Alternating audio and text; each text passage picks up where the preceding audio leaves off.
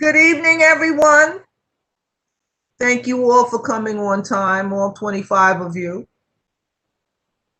This is the February 11th full board meeting for Community Board 8.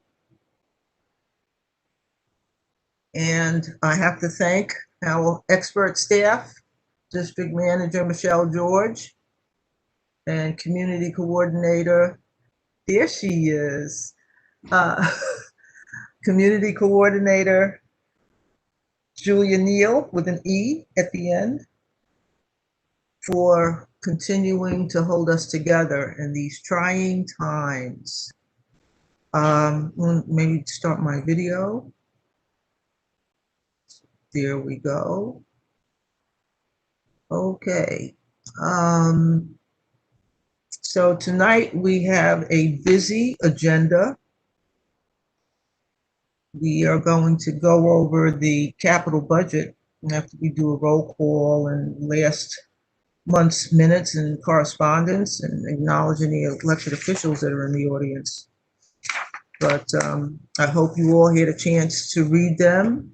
I'm sure we'll all be very sympathetic to the responses that said, we don't have any money, we don't have any money, we don't have any money. And we'll go on from there. At this point, assuming everybody came on time, I think I need to ask for a roll call.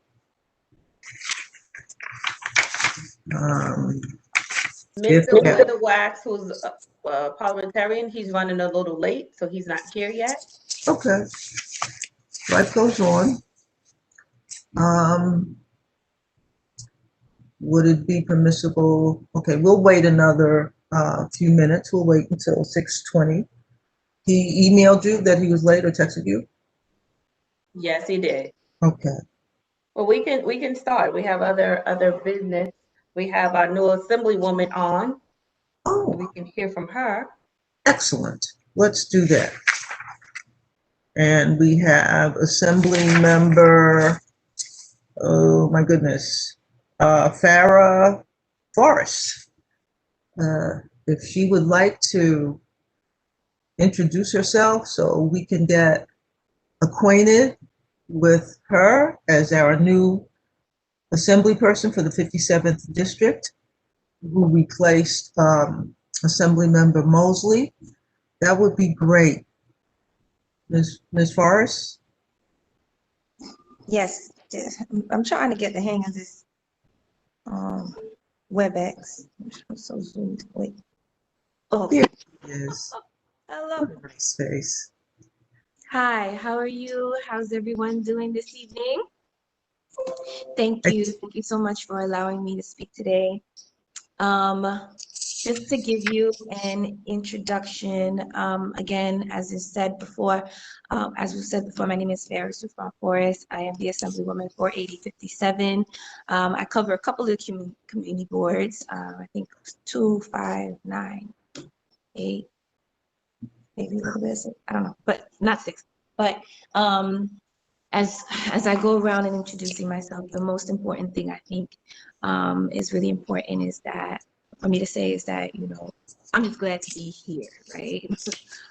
However the journey was, we're all here, we're safe, we're alive, we have our families around us, and we thank the Most High above for that, of course. I was elected in November. I am a nurse by trade, and I am a tenant activist. I've been born and raised in Crown Heights all my life. I was trying to get to a fancy, I moved out my mama's house and tried to get to a fancier place, but I just moved across the street. So there we go. Can't get away. But I think there's a couple of things that I wanted to share with you. First of all, the goals of the district office, right?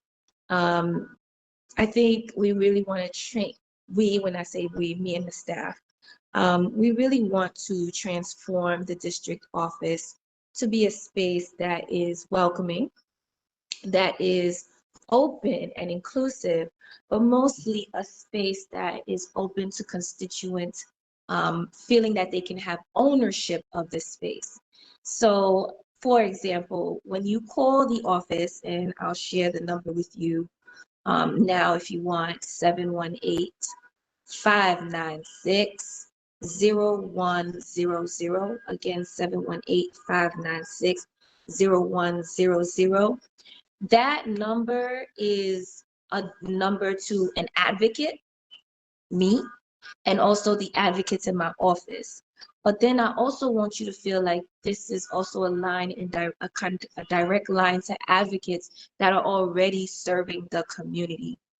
I want to again reiterate that this is a line for advocacy, organizing, feeling connected to the community. I don't know everything. Like I said, I am a nurse. So if you call me about taxes, I'm gonna help you out as much as I could personally. But at the end of the day, I'm going to get you over to tax experts. If you call me about unemployment, I got unemployment people ready to talk to you.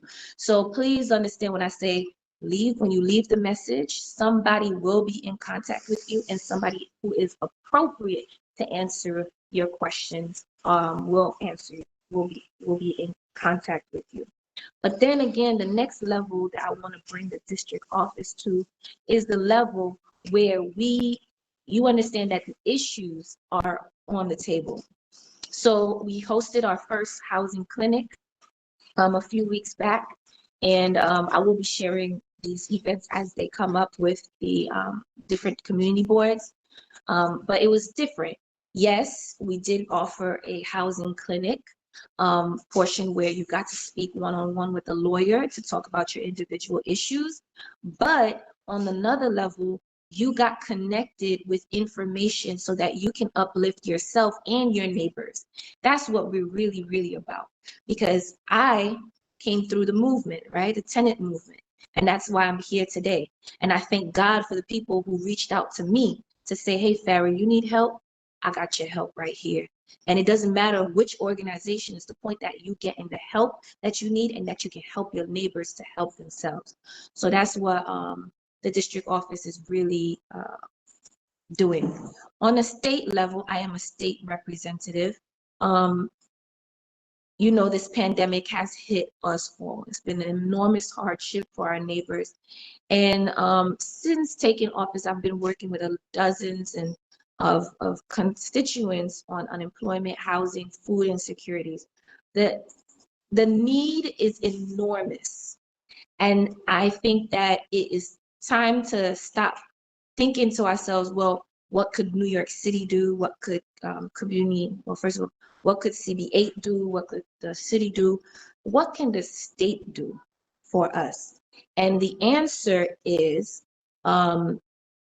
we can do a lot. We can do a lot, right? One level is that, one thing I want to report back is that the federal government is coming in with significant aid, $12.6 billion to help us close this crazy gap. Because we know that during this pandemic, we was working on IOUs, right? But now, great for the feds to come and help us, but it's time now for us as a state to raise revenue. What does that mean? I know sometimes when we hear revenues, we talk about taxes, people with the little homes get scared. We're not talking about you. We're talking about the 120 billionaires that made $88 billion throughout this pandemic. From March to now, $88 billion. We out here on food lines, we out here on picket lines, and these people online buying paintings for $96 million as we speak. Look it up. It is ridiculous. It is not fair. We've been on this trend for years now where we're told that there's not enough, but we see that people are living high on the hog. And so it is time for us to really get together, and I say us legislators, to really mean what we say and tax the rich. We have the Invest New York coalition that has these wonderful 6 bills, and we will not compromise on these 6 bills because these bills will bring about $50 billion to the state. Okay, that's $50 billion on top of all the $1 billion that that's already in the state and the ones that the feds are coming in with. So it's not something to look beyond. And to us, when we come, we talk about $1,000 for foster kids, $1,000 for legal services, but we need to talk about $1 billion for all of us to uplift together. And I really hope that the people in the community understand that this is their fight too, and that they join me in on the things that the office is trying to achieve. I was elected to be different, to represent our community in a different way, and to fight for the majority of us that are in this district struggling. Okay, and even if you're not struggling today, I want to make sure that you don't struggle tomorrow. So we are planning a week of outreach. If you are interested in joining in on this fight and any other fight, again, if it's something that you care about, please understand that we are open to it all. Come out and represent and show what 8057 can really do beyond Brooklyn. And we are hotspots, so I'm excited to work with everyone. Thank you so much for giving me this time. Thank you, Sarah, for posting that.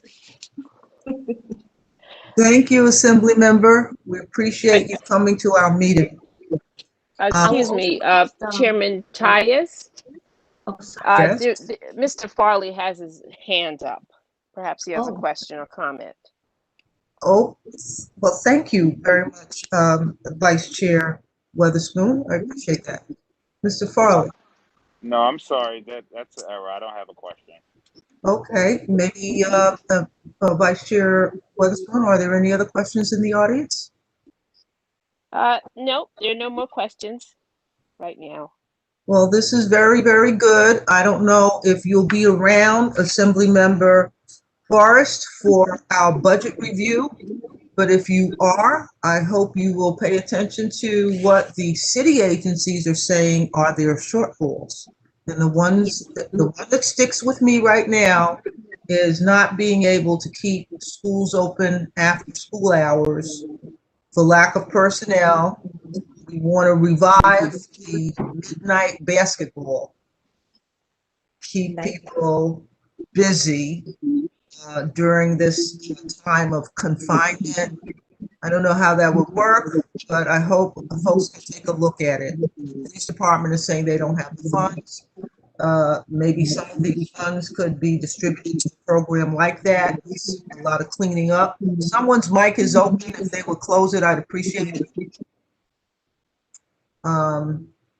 Those are some of the things that we hope our representatives can look at as all of the sources of revenue come in to address our issues as a result of a lot of businesses not having business because we're all confined to the house.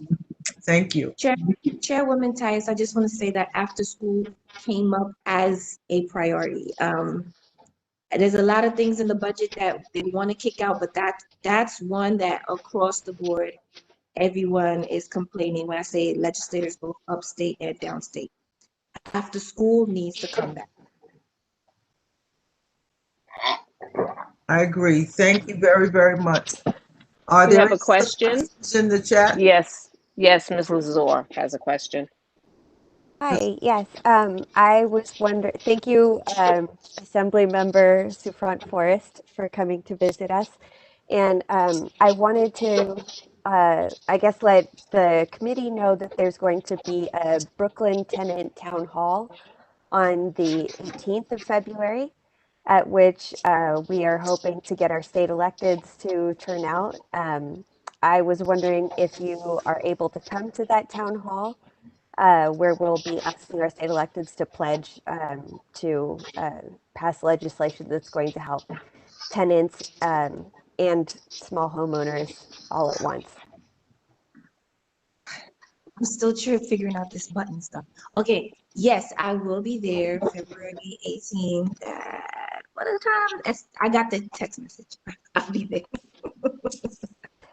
I can send out the information about the town hall to the committee afterwards as soon as I have that. But I'm very excited that you'll be there. Thank you. Thank you both. So at this point, I would ask either Board Secretary Witherwax or our community liaison, Ms. Neal, to call the roll and get started on a formal meeting. All right. Good evening, everybody. As usual, I will call your name, and if I hear you, I will say thank you. If I don't, I will come back around. Mr. Kiermany Allison. Present. Thank you. Ms. Glinda Andrews. Mr. Desmond Atkins. Present. Thank you. Ms. Lisa Atkinson. Oh, we have no problem today. Mr. Wayne Bailey. Ms. Princess Ben James. Present. Thank you. Ms. Julia Boyd. Wayne, Thank you. Ms. Gail Branch Muhammad. Wayne Bailey is present. Gail Muhammad is present. They put present in the chat. All right, thank you. Mr. John Buckholz. Mr. Robert Callahan. Here. Thank you. Ms. Hanji Charles. Ms. Nora Daniel. Mr. James Ellis. Present. Sorry, Ms. Daniel, thank you. Mr. James Ellis. Present. Thank you. Mr. Kevin Farley. Present. Andrea Ferris. Mr. Fred Frazier. Mr. Drew Gabriel. Present. Ms. Tamika Gibbs. Najani Granville.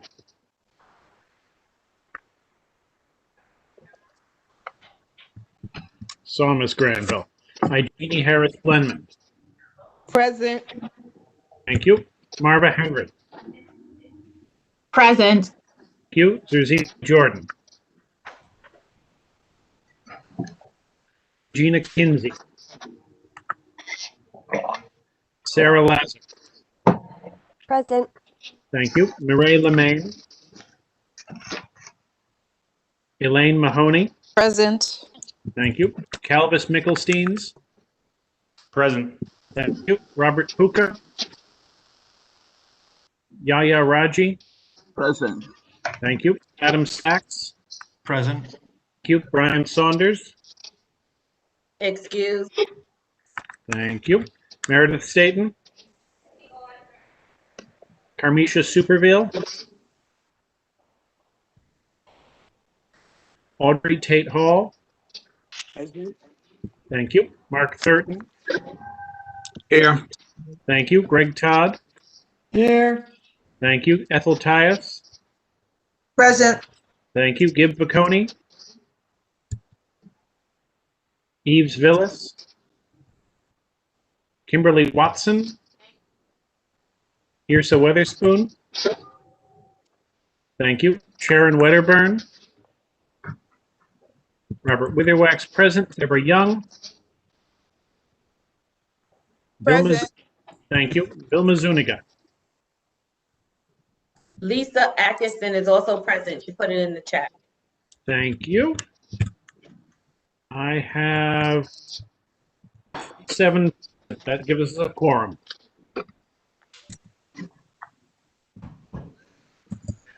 Thank you.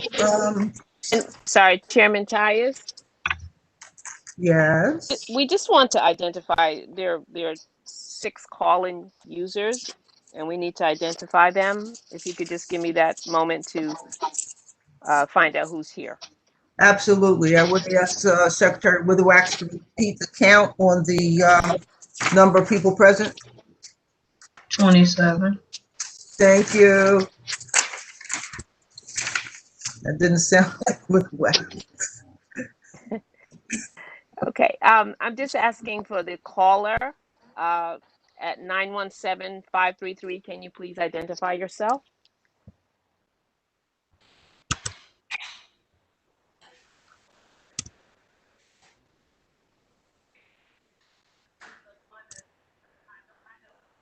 917-533, can you identify yourself?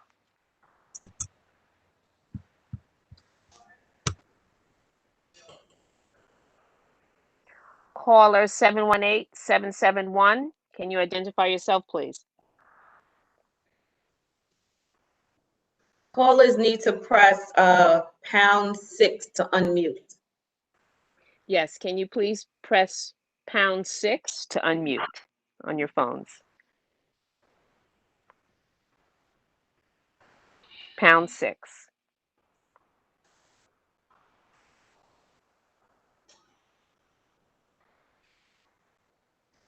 Caller 646-477.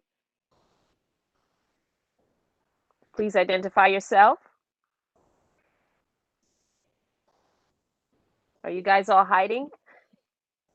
I mean, we're glad to hear, but we'd like to know who you are. Caller 212-777. Oop, I see you guys unmuting. Okay, who's 917-533? I'm doing that.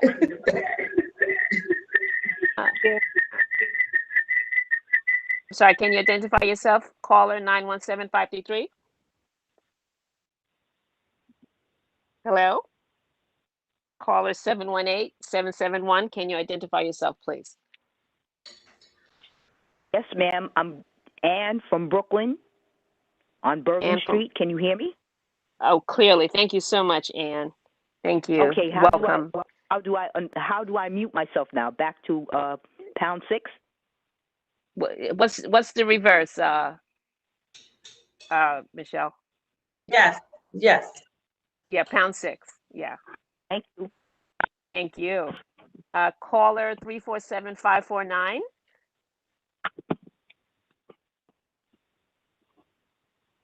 #6 to unmute.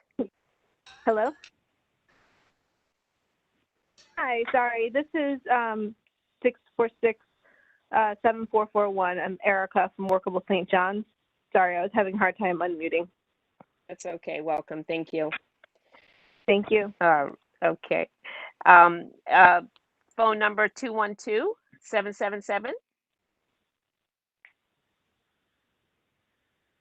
Can you identify yourself, please? You are not muted.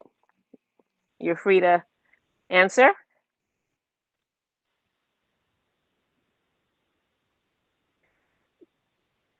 Phone number 347-971. Please identify yourself. Karen Chambers from the Brooklyn DA's office. Welcome, Ms. Chambers. Thank you. Thank you. Also, caller 646-467. Could you let us know who you are? This is Michael Weatherby from Alta Calidad Restaurant. So much. Okay, and we're still waiting to hear from phone number 347-549.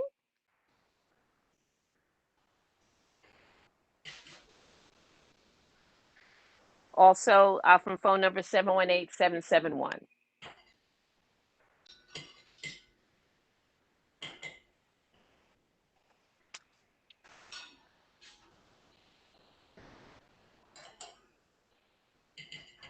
Okay, so we don't, we have a few people who have not identified themselves. Well, thank you very much, Ms. Weatherspoon. As third vice chair, we all share the responsibility for making sure that we're reaching everyone in the community that we can reach. We try to keep these meetings very, very public by putting them on the community board's website. And people will use that to come in and chime in or just kibitz or just be quiet observers. So I would just remind everyone that these calls are being video recorded. We may have the press in the office, and that after the meetings are concluded, the videos are posted on YouTube, so you can go back and take a look at that. So I thank you for that search, Ms. Weatherspoon, and we'll go on now to check on whether people had a chance to look at the minutes from the January meeting, and I would ask for an acceptance of those minutes. Are there any corrections to those minutes? I'll give it a minute. I move to accept the minutes. Thank you. Is there a second to accept the January? Second. Secretary Witherwax, will we do roll call on the minutes Who exception? seconded the minutes? Who was that? Oh, Sarah Lazar. You made the motion. Made the motion. Who seconded? Princess Ben James. Thank you. You're welcome. Yeah, we don't need to call minutes on housekeeping. Call roll on housekeeping items like that. Thank you. Moving right along. Madam Chair, I just want to say that Assemblyman Ms. Zinnerman is here. Yes, I saw that. Thank you very, very much. Trying to step through what we have here, and I do want to applaud Assemblymember Zinnerman for attending tonight's meeting. Do you want to address the Assembly this evening, Ms. Zinnerman?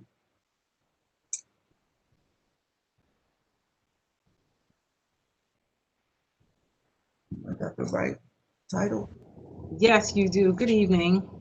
I do have some updates. How are you all? We're good. We're happy to see you. I'm happy to see you all as well. I was having a little problem with my video, so I'm glad I was able to resolve that.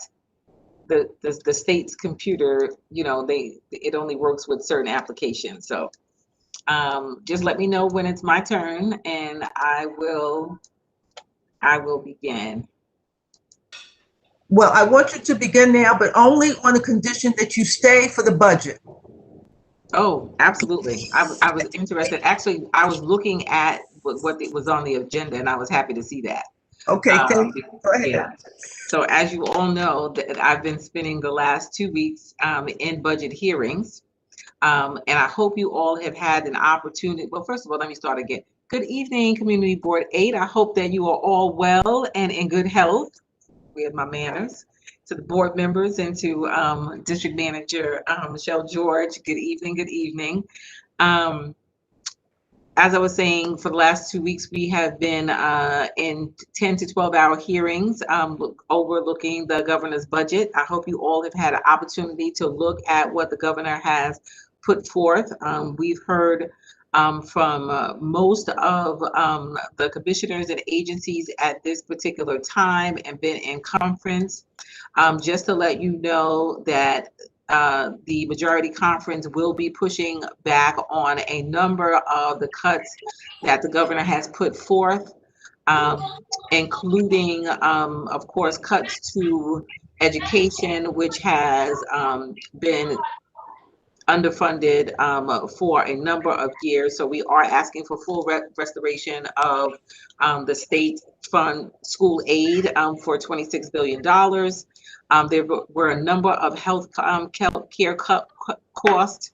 As you all know, we have a number of safety net hospitals in our district, and the Medicaid reimbursement rate is not enough to keep the doors open. And so we're asking that the governor lift the cap so that those hospitals can get reimbursed and to restore the programs that have helped them with their fiscal issues over the last couple of years. There are some other cuts to nursing homes and essential medicine programs for AIDS patients that I'll be asking for restoration. I'm asking for $10 million to replace the homeowner protection program. The money was deleted from the budget, and we must protect our small homeowners, so we want to do that. As well as asking for some additional funding to ensure that we have a secure food bank. If you all know that this week we were able to, not this week, last week, we were able to pass legislation that would compel the Commissioner of Agriculture to look at our food chain and ensure that downstate has access to healthy food and vegetables. So we are asking that $1 million of that is designated for Central Brooklyn. Restoration for some TANF programs, and of course the MTA. And there are a number of revenue projects that we are proposing because we know that we cannot tax our way out of this pandemic or this deficit that we're in. So we want to make sure that we're producing some revenue. And I'm looking at our tourism committee to help along with that. The governor just released a program called Pop Up New York. So hoping to put our arts and cultural organizations back to work with regard to that, and our small businesses, which will be open tomorrow at 25%. We put forth a protocol and a proposal to have them open up at 50%. So we'll wait to hear back from the governor on that. And so it's going to be very interesting. I hope that you all will weigh in on the budget. Send in your letters to me, to the governor directly, and demand that these budget cuts be restored. I have it on good counsel from Senator Schumer that we're going to get a significant amount of aid from the federal government, which is great. But we want to make sure that even if that money doesn't come, we don't get all the money that is promised, that we have a plan in place in order to make money and push back on these cuts. I have a couple of programs that are upcoming, and then I'll be finished because I don't want to be over long. I think we announced at the last meeting that we all know redistricting is happening, and so we're hoping that you all will think about serving on our local redistricting committee to decide how our lines will be drawn in this next year. And so there's an application out for that. We did have a wonderful session a couple of weeks ago with Dr. John Flateau and Eljoy Williams from the NAACP, who's also working with the Center for Law and Social Justice on this project as well. That video is available, so we can share that, but we want you all to join the committee. We started for Black History Month a Black Agenda check-in, and this week we're going to be talking to small businesses and arts and cultural organizations about how they've fared in the pandemic and how we can be of service to them. Last week we did seniors. The upcoming week we're going to be talking to, I know education and educators and students are last. And that's going to be during the week of Caucus Weekend, which this year is going to be virtual, but it will take place starting on Thursday, the 25th of February, and go through that Sunday. And Saturday, as is the tradition, we will be hosting a number of workshops. And so that information should be circulated by the chair, Latrice Walker, very soon. I'm going to be hosting a couple of workshops with her as well. And then finally, for March, we are going to be holding our Women of Distinction Award ceremony again, and it will be virtual, but nominations are open now. So I will drop that information in the chat so that you all can start nominating all of the phenomenal women in your lives. Thank you very much, Assembly Member Zinnemann. I don't know if we have questions. We do have a question. Okay. I have Ms. one. Lazor has a question. I see that, and I will have a question after that. Thank you. Go ahead, Ms. Lazor. Sure. Hi, thank you, Assembly Member Zinnerman, for coming to this meeting. And I asked Assembly Member Souffrant Forrest about this, but there's a tenant town hall that's being organized by a tenant group in your district, as well as the CHTU. It's on February 18th, and we're all hoping that you will be able to come to that to talk about pro-tenant legislation we need from Albany this session. Well, I'm sure that you heard from Assemblymember Souffrant that this incoming class has been focused on housing, and we've already passed some legislation, and there's a host of other pieces that are available. When I come back next month, I'll do a full legislative briefing on all of the bills that we passed so far, and others that we're hoping to get on the docket in the next couple of weeks. But yes, we're very focused on making sure that our renters have protection, but that our small homeowners also are protected as we fight our way through this pandemic. So thank you for lifting that up. And yes, I'll see you on the 18th. Thank you. All right. Thank you, Assemblymember Zimmerman. I'm glad you brought up the redistricting because that was going to be my question to you. Yes. It's moving along. I did attend one of the sessions early on. I don't know if you were referring to the same session I attended, but I do need to ask you to put in the chat where people could get the application to become a redistricting committee member or to watch the sessions. Yes, I'm going to actually put the link to the application in the chat. So you'll just be able to click on that and complete it. Thank you very much. You're welcome. You always bring such good information. Is there anything else you need to add? Mr. Todd also has a question. Hello, Mr. Todd.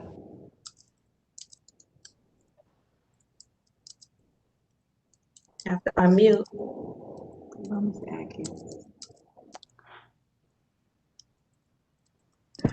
Everybody else. Mr. Todd, you have to unmute. He's unmute. I see Arnold Lipkin. I haven't seen her in so long. Committee about community land trust in East New York. Oh, are you familiar with the community land trust over there? I am familiar with it, and I am hoping to establish one over here too. But yes. Well, by over here, I hope you mean our community board. So. Yes, absolutely. Because I think there's a lot of good candidates for it, and it just seems like a great way to stop that upward spiral of land prices that are driving people out of the community. Absolutely. So I just want to bring that to your attention, and hopefully we can get something started in Crown Heights. Absolutely. I've had a conversation with both the Brooklyn Queens Land Trust and the Green Thumb Gardeners and the Brooklyn Movement Center. So as I work on my budget ask, I have put in a big ask to develop a Central Brooklyn food hub and building our infrastructure and ensure that we can use this land to grow our own food into perpetuity, because we don't know what the next disaster is going to look like. And while we support our upstate and out-of-state farmers, we want to make sure that our land this is our land. And what we grow, people will eat. Thank you very much, Assemblymember Zimmerman. Ms. Weatherspoon, are there more questions for our Assemblymember?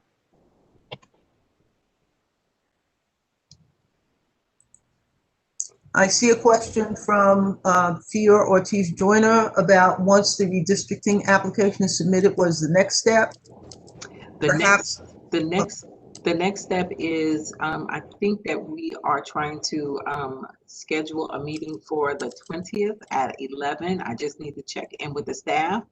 And so that first meeting will be a meet and greet of all of the members, an overview of the IRC, what the charge of the committee is, and then the next steps for the committee, which is going to include, of course, monitoring the hearings, soliciting ideas from the community on what they believe the boundary should be, taking into consideration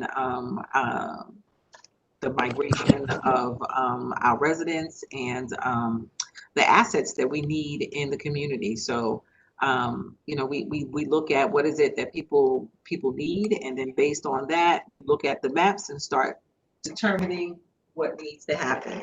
For Crown Heights, I think that this is a big deal because your part of the district is so divided between so many different representatives that people don't feel really represented. No, so I'm not really hoping to get robust participation from the CB8 crew. And we do have, I think, at least 2 applications already from CB8. So I'm looking forward to expanding that. Thank you very much, Assembly Member Zimmerman. And I'm looking for the link right now, so I'm gonna throw it in there in just a moment. We have a full agenda for this evening. Ms. Weatherspoon, are there other questions we need to ask of the Assembly members?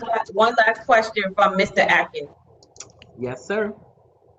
Thank you, and good evening, Step Assemblywoman Zimmerman. It's a pleasure to It's a see mouthful, right? And it's well earned. Thank you, sir. It's nice to see you too. My question goes back to that perennial education and the fact that there has been a huge amount of money sitting for New York City for more than a decade now in the name of the CFE, the Campaign for Fiscal Equity, which our governor disavows, in which the conservative people who are no longer in the Senate have any sway over. And even I've written a letter and I've been in touch with Andrea Stewart Cousins and Javari Bridgeport, but now I'm speaking to you. And I'd like to know, in spite of the fact that we have a huge budget deficit and the fact that you just brought up that the Senate Majority Leader has promised to bring funds home for us, and there's so many needs, I would want to know what's going to happen with those funds, particularly in this pandemic time, double pandemic of the virus and racism, and the fact that there are students in middle school and high school and public school at all levels, except maybe even for early childhood, that are being lost by lack of socialization and definitely lack of hands-on teaching. And we need the remediation, and as it was brought up, we also need the after-school centers, whether they're in the daytime or whether they are midnight centers, to keep young men and women off the streets and give them a healthy place to use their energy rather than idle hands being the devil's workshop.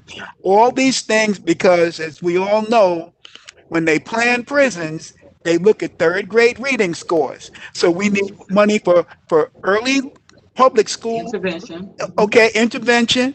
We need funding so that there can be schools that have staff to keep centers open, and we need people to come and maintain it and secure them.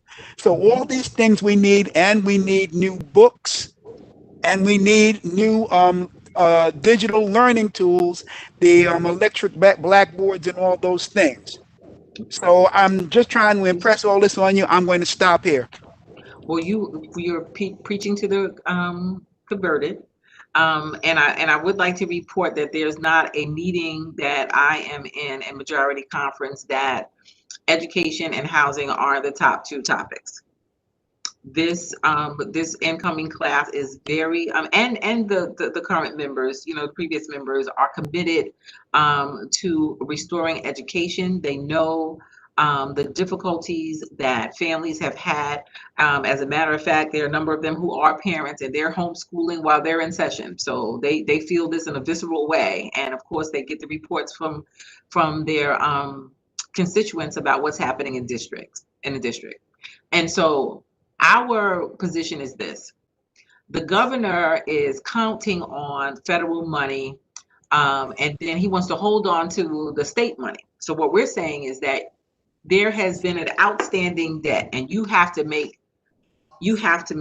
us whole by using that money to pay that debt, and then look at the state budget and not take that money away and allocate it to another project or hold on to it. You need to spend it based on what the needs are right now. It is our job as legislators to then look at how we can generate revenue to pay for the shortfall. It is not and we want to have savings, but we're in a pandemic. And that's the reason why we're getting such great aid from the federal government, but we've got to be smart about this. So there are a number of ways that we're looking at raising money. Of course, taxing those who make more than $5 million. But there are a couple of proposals. I don't want to talk about them now because that might generate a whole long conversation. But there are at least 6 different revenue bills on the table, and we will be fighting for implementation so that we can make the money that we need to address some of these systemic issues that we've dealt with, especially when it comes to education. Okay, I just like to put a fine point on it. When that money was awarded, it was $440 million. Last year, it was up to $4.5 billion that we were owed as a city. So that means $5.8 billion now. Oh, very good. I'm glad you've kept me up to date on the figure. So I've got a bunch of young grandsons that need that money. I understand. Thank you. I'm not blessed enough to have grandchildren, but I understand. Point well taken. Keep up the fight. Thank you so much. Thank you very much, Assembly Member. And please stay around so you can hear the comments on the budget as we move forward. Are there any other elected officials in the audience that want to use this time to address the audience? Hearing none, we're going to move on to there are no other elected officials, but there are a few elected official reps. I'm not sure if they want to speak. You want to give them time now? I would like to step through the Campaign Finance Board Representative Pitt's presentation on ranked choice voting, and we will definitely come back to our elected reps announcements, and hopefully if they have programs that they want us to be aware of, they'll put those links in the chat so everyone will have that as we go through their presentations after Mr. Pitt, and likely after we have Sunstar, and then our committee reports. So that is the order, unless we have any more elected reps come in during the meeting. So I would ask now to, for your preference, District Manager George, do you want to do the budget items now, or do you want to do Mr. Pitt? Ranked choice voting. Yes, let's do. Ranked choice voting is next. Mr. Pitt, are you with us? If you are, please proceed. Mute. I haven't. I'm here. Can you hear me? Yes. You have a presentation you want to make? I think you would get the ball, so to speak, get the screen. Yes, I do have a presentation I want to make.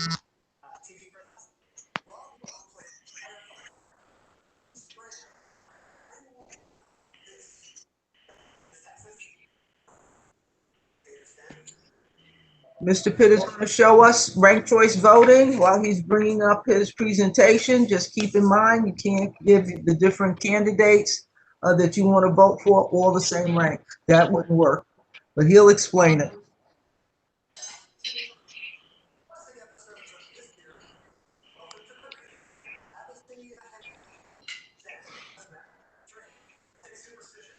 Can you all see my screen? I can see your screen. Thank you. Go ahead. Okay. Good evening, everyone. My name is Matthew Pitt with the New York City Campaign Finance Board. I'm here to talk about ranked choice voting in New York City. More specifically, I'm going to discuss what ranked choice voting is and how it works, and additionally, any resources that you can access beyond this presentation if you want to know more in-depth information about ranked choice voting. So what is ranked choice voting? Ranked choice voting is a new way for voters to elect their representatives. In this system, voters can rank up to 5 candidates in order of preference instead of just choosing one. This gives voters more say in who wins. It increases civility and can lead to more diverse candidates winning elections. Ranked choice voting is used in a number of different jurisdictions throughout the United States. Maine, the entire state of Maine and Alaska currently is using ranked choice voting, as well as 17 other cities throughout the United States, mostly in the West Coast and Midwest, such as San Francisco, Minneapolis, and Santa Fe, as well as the Academy Awards. Now, ranked choice voting was introduced to New York City through the 2019 Charter Revision Commission. They voted to create ballot question number 1. which established ranked choice voting in primary and special elections for local offices, effective January 1st, 2021. And those offices are mayor, public advocate, comptroller, borough president, and city council. Where you will not see ranked choice voting will be in general elections. You will not see it in federal or state races. And certain local races, you won't see it, such as district attorney, and judicial elections. Now, prior to ranked choice voting, as you already know, we were using a single choice plurality system. And in that system, voters only chose one candidate for each office, and the candidate with the highest number of votes normally won the election. In that system, however, a winner doesn't have to, or doesn't always receive a majority or 50% of the vote. Additionally, we also had runoff elections for citywide offices. If no candidate received more than 40% of the total primary election vote in a citywide election, such as mayoral, comptroller, or public advocate, a runoff election took place. Now, under ranked choice voting, runoff elections are eliminated. Now, how does it work? When you're marking the ballot, pick your first choice candidate and completely fill in the oval next to their name under the first column, like you see here. And you can do the same with the second choice in the second column, third choice in the third column, fourth choice in the fourth column, fifth choice in the fifth column. You can rank up to 5. However, if you don't want to rank up to 5, you can still choose to vote for only one candidate, if that is your preference. And here you'll see what a sample ballot looks like. This is from Council District 24. This is a sample ballot that's been provided by the Board of Elections, which shows the ballot in English, Spanish, and Bengali. Just remember that languages vary by election district and assembly district.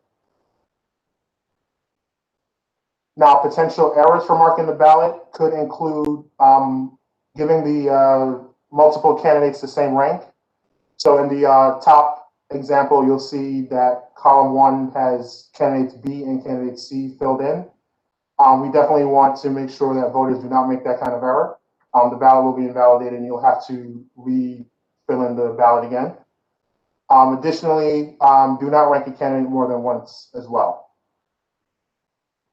Now, for tabulations, in ranked choice voting elections, if a candidate receives more than 50% of the first choice votes, they automatically win the election. And as you can see here in this example, candidate B has 54% of the vote. Additionally, you'll have, in certain cases, candidates won't receive more than 50%. So when that happens, counting will have to begin, and that is done in rounds. And in each round, the candidate with the fewest number of votes is eliminated. So as you can see here in this example, candidate B has the most at 39%. However, they're not at 50 plus 1% or more. So as a result, the counting begins in rounds. And in the first round, we can see that candidate D has 12%, which is the least amount. And as a result, candidate D will be eliminated. Now, if your top choice candidate is eliminated, your vote goes to the next highest ranked candidate. So what that means is we'll move on to the second choice, and then we'll start counting the second choices. So let's say you voted for candidate D in the first choice.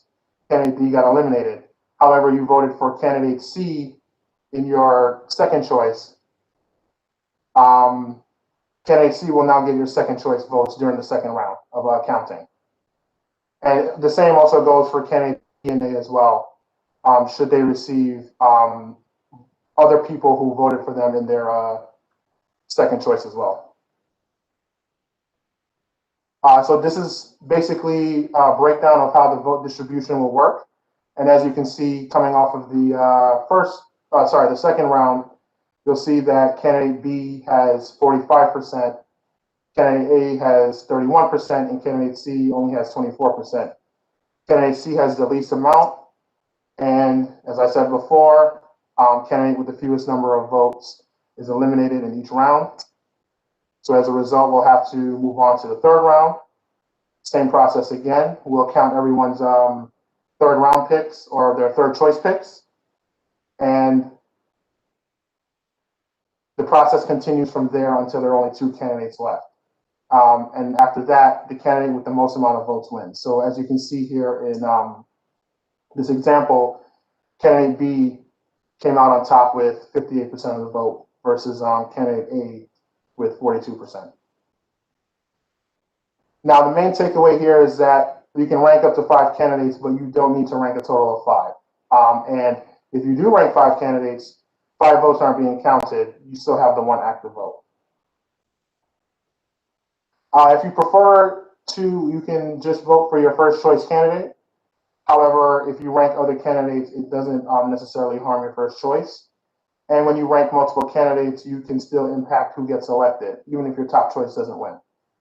And also remember that ranking multiple candidates ensures your vote will go towards your second, third, or fifth choice, even if your top choice is eliminated, which gives you more say in who wins an election. Now, as to when to expect the results, in 2020, we all saw that the winner of some races were not known on election night. That could be the same thing that happens again in 2021. So in half of RCV elections, usually there's a winner in the first round.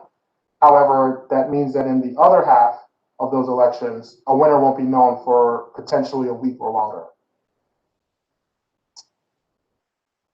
And as for resources, if you want to know more in-depth information about ranked choice voting, you can visit our website, voting.nyc, or www.nyccfb.info/RCV.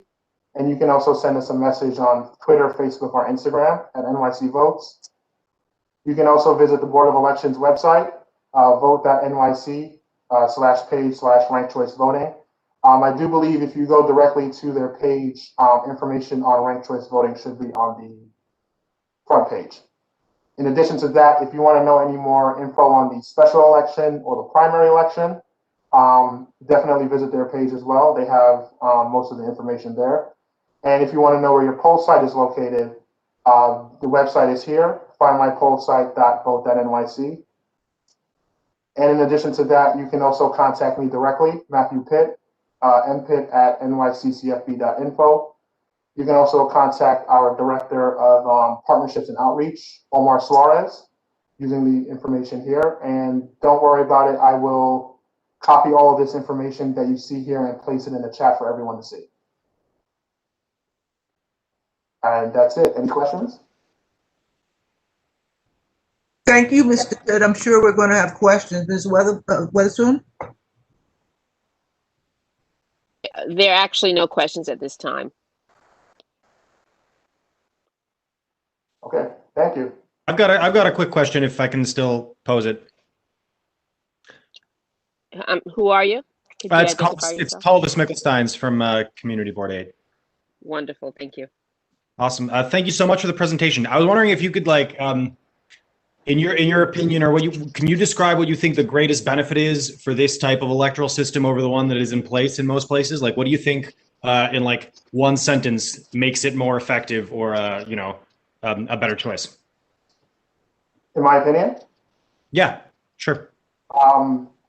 Increased civility. I'm kind of sick and tired of hearing candidates trash each other all the time, honestly. Awesome, thank you. That's a great point. I hadn't thought about that. Thank you, Mr. Pitt. One of the benefits I see is the elimination of runoff elections, which is costly. So having said that, we're going to move on to a presentation. Actually, we actually have another question. Go ahead, Ingenie? Good evening, everyone. Good evening, Mr. Pitt. I have a question. My question is, before we was able, if we didn't like any of the candidates, we was able to write in what candidate we want. So it sounds like that would be eliminated. No, you can still do that. Oh, you still can write in who you wish. Yeah. Okay. Thank you. I appreciate it. You're welcome.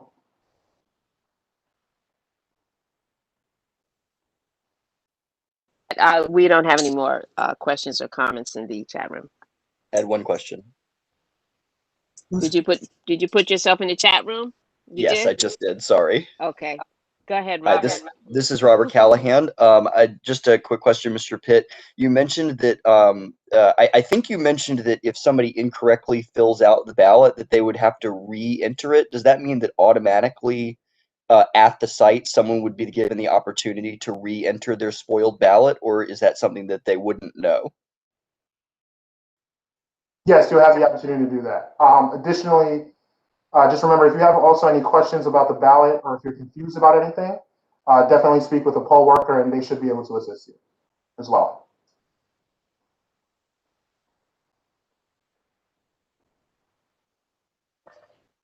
Thank you, Mr. Pitt. So, Ms. Weatherspoon, are we good to move on? Yeah, we're great to move on. Yes. So we're going to step through the item on our agenda for a representative from Sunstar Human Services Detox and Rehabilitation Center at 225 Eastern Parkway to tell us about their program. This is on Eastern Parkway between Washington and Clawson. So who do we have with us?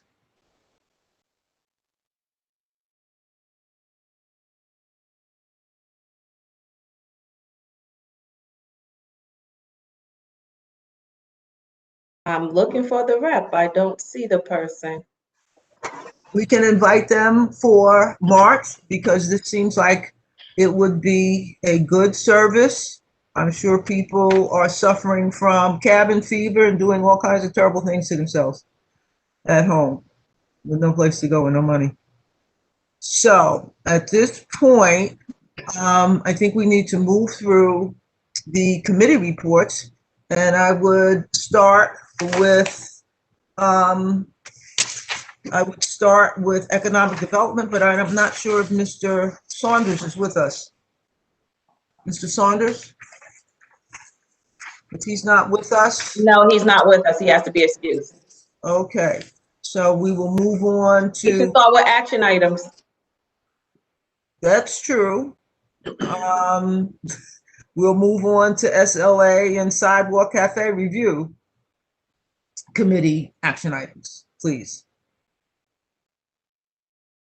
Thank you, Madam Chair. Greetings, everyone. My name is James Ellis. I'm the co-chair or the chair of the SLA and Sidewalk Review Committee. Acknowledging my co-chair, Mr. Robert Witherwax, and all our esteemed committee members that join us on Mondays. And this past time we met Monday, sorry, I'm trying to find in the notes. Monday, February 1st, we met by WebEx virtual meeting platform. The committees discussed a number of licenses, and we discussed the following liquor license renewal applications. For Uatora at 1075 Bergen Street for a beer, wine, cider license. Is there a representative here tonight? If there is, please acknowledge yourself in the chat. And then also Restaurant Jen from 659 Washington, also for a beer, wine, cider license. Again, if there's a representative here, please acknowledge in the chat. Natural Tree at 856-858 Bergen Street, also known as 667 Classen, for a beer, wine, cider license. Multicalidad at 552 Vanderbilt for a full license inclusive of a sidewalk cafe. And finally, Eve's Lounge at 769 Washington Avenue, also for a full license. I see acknowledged in the chat, we have Natural Tree. I believe somebody from Multicalidad acknowledged earlier. Any case, the committee voted 15 in favor to support these above renewals in hopes that the full board support its recommendation. Are there any questions from any community members on any of these renewal applications? Also acknowledging for the record that Ms. It looks like Asako Lichtsen is here for Uatora.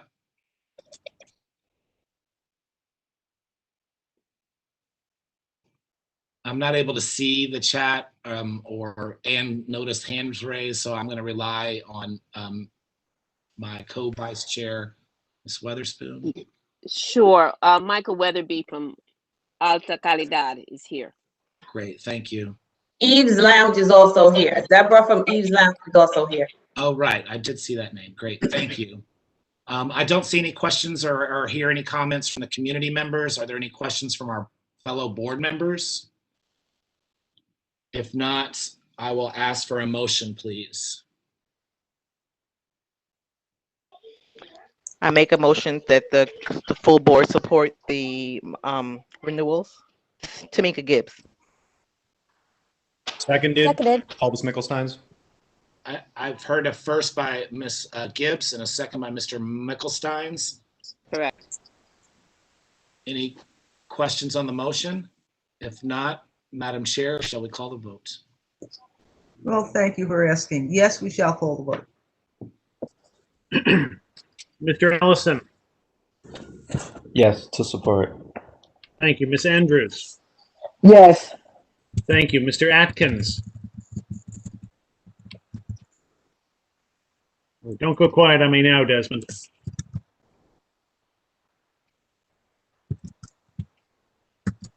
Ms. Atkinson. Yes. Thank you. Mr. Bailey. Ms. Ben James. Ms. Boyd. Yes. Thank you. Ms. Branch Mohammed. Ms. Buckholz. Mr. Callahan. Yes. Thank you. Ms. Charles. Ms. Daniel.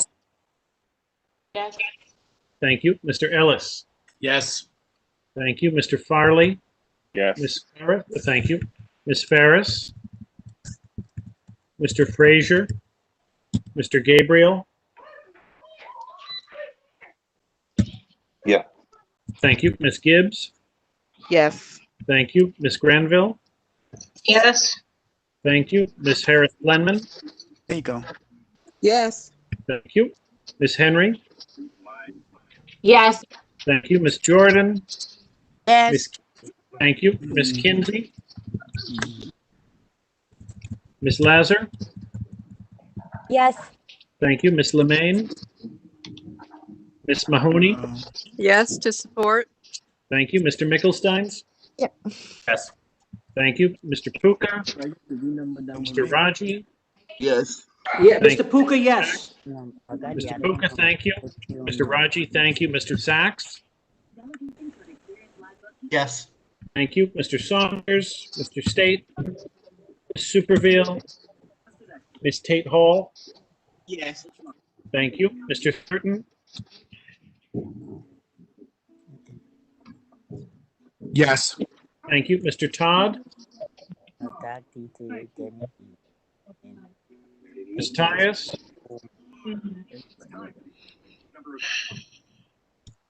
Mr. Vicconi. Yes, Thank you, Mr. Tyus.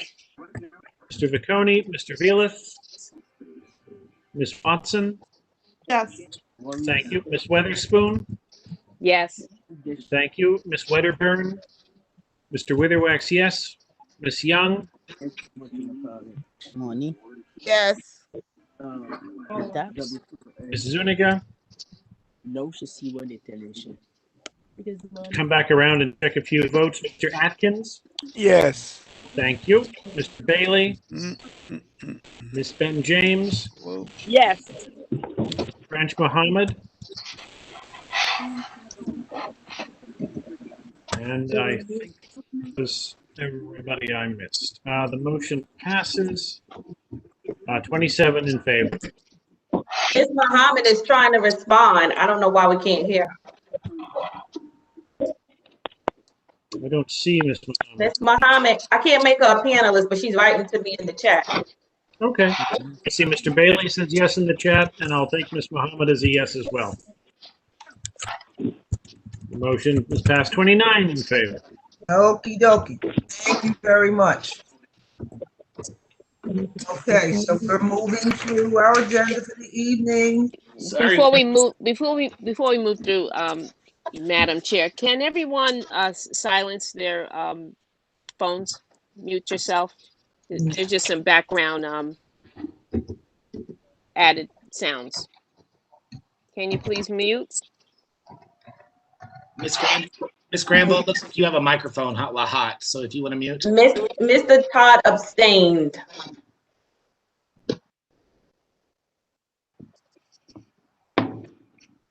All right, Madam Chair, we have one other item for SLA. Did you hear the abstention from Mr. Todd? Okay. I did. I've marked it on my record. I don't know if Mr. Witherwax has got his. I did. Mr. Ellis, you have a additional item that's not on the action items list. Please proceed. It is on the action items list. I'm sorry. Yes, the de facto denial. Go ahead. Committee also discussed a de facto denial for the renewal application for Latino Sports Club at 665 Franklin Avenue, inclusive of a full license and a DJ on the premises. The applicant did not attend this meeting or submit appropriate materials for review. Voting 14 in favor and 1 abstention, the committee voted to deny the renewal support application on basis of the non-attendance and failure to submit paperwork in hopes that the full board supports its recommendation. Are there any questions on the motion from any community members? I'll ask for a roll call then. We need a motion though first.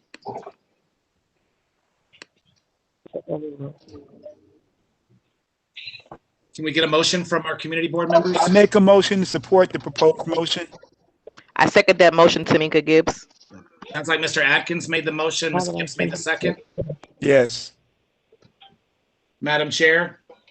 Chair Ellis, tell us about the usual procedure by state liquor authority on these non-appearances to the community board. What does the state liquor authority do with them? Well, typically, in our experience in reviewing these is they are typically very much rubber stamped in the renewal format, keeping in mind, sorry, I hear some background, Ms. Tyus, I'm sorry, I don't know if that's your papers, but keeping in mind that the SLA is a revenue generating agency for the state of New York, so it typically falls in their interest to renew these applications so they can get the licensing fees. Our role in being an advisory committee for the state allows us to review these renewal applications in case there's any bad actors, bad activities, or in this case, failure to appear and keep us updated as to your operations. And for that manner, our committee typically, if there is a no-show or no application materials presented, we'll make a de facto denial of support at our committee meeting. Thank you for that clarification. And I believe we do have a motion on the floor from Ms. Gibbs with a second by who was the second who moved to support this denial? Madam Chair, it was a motion made by Mr. Atkins, second by Ms. Gibbs. Okay, second by Gibbs and a first by Atkins. And we're up to calling the roll now on this move to support the denial. All right, Mr. Kirmany Allison. Yes. Ms. Andrews. Yes. Thank you. Mr. Atkins. Yes. Thank you. Ms. Atkinson. Yes. Thank you. Mr. Bailey in the chat. I'll see you later. Ms. Ben James. Yes. Thank you. Ms. Boyd. Thank you. Ms. Branch Mohammed, I will catch you in the chat. Mr. Callahan. No. Thank you. Ms. Daniel.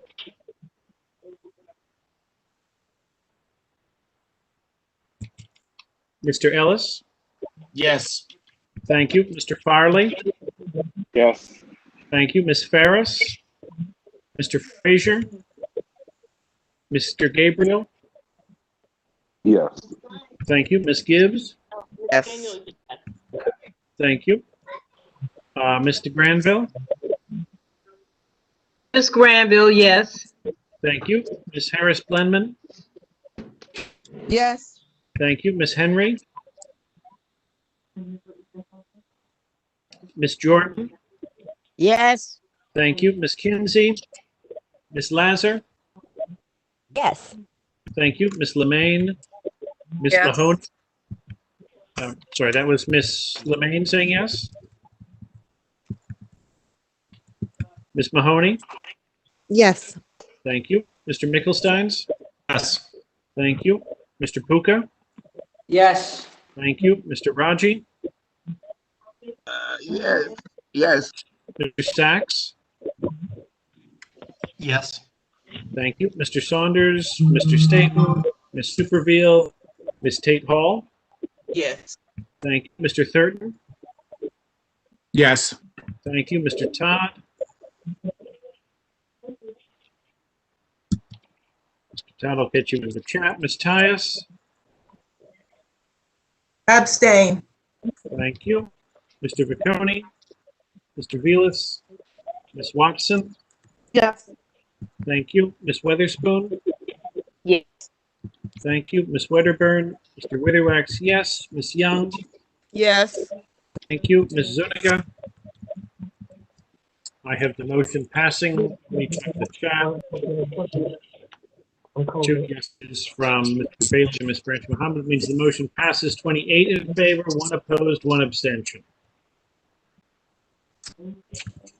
Thank you very much, Mr. Witherwax and Mr. Ellis. Any announcements from your committee?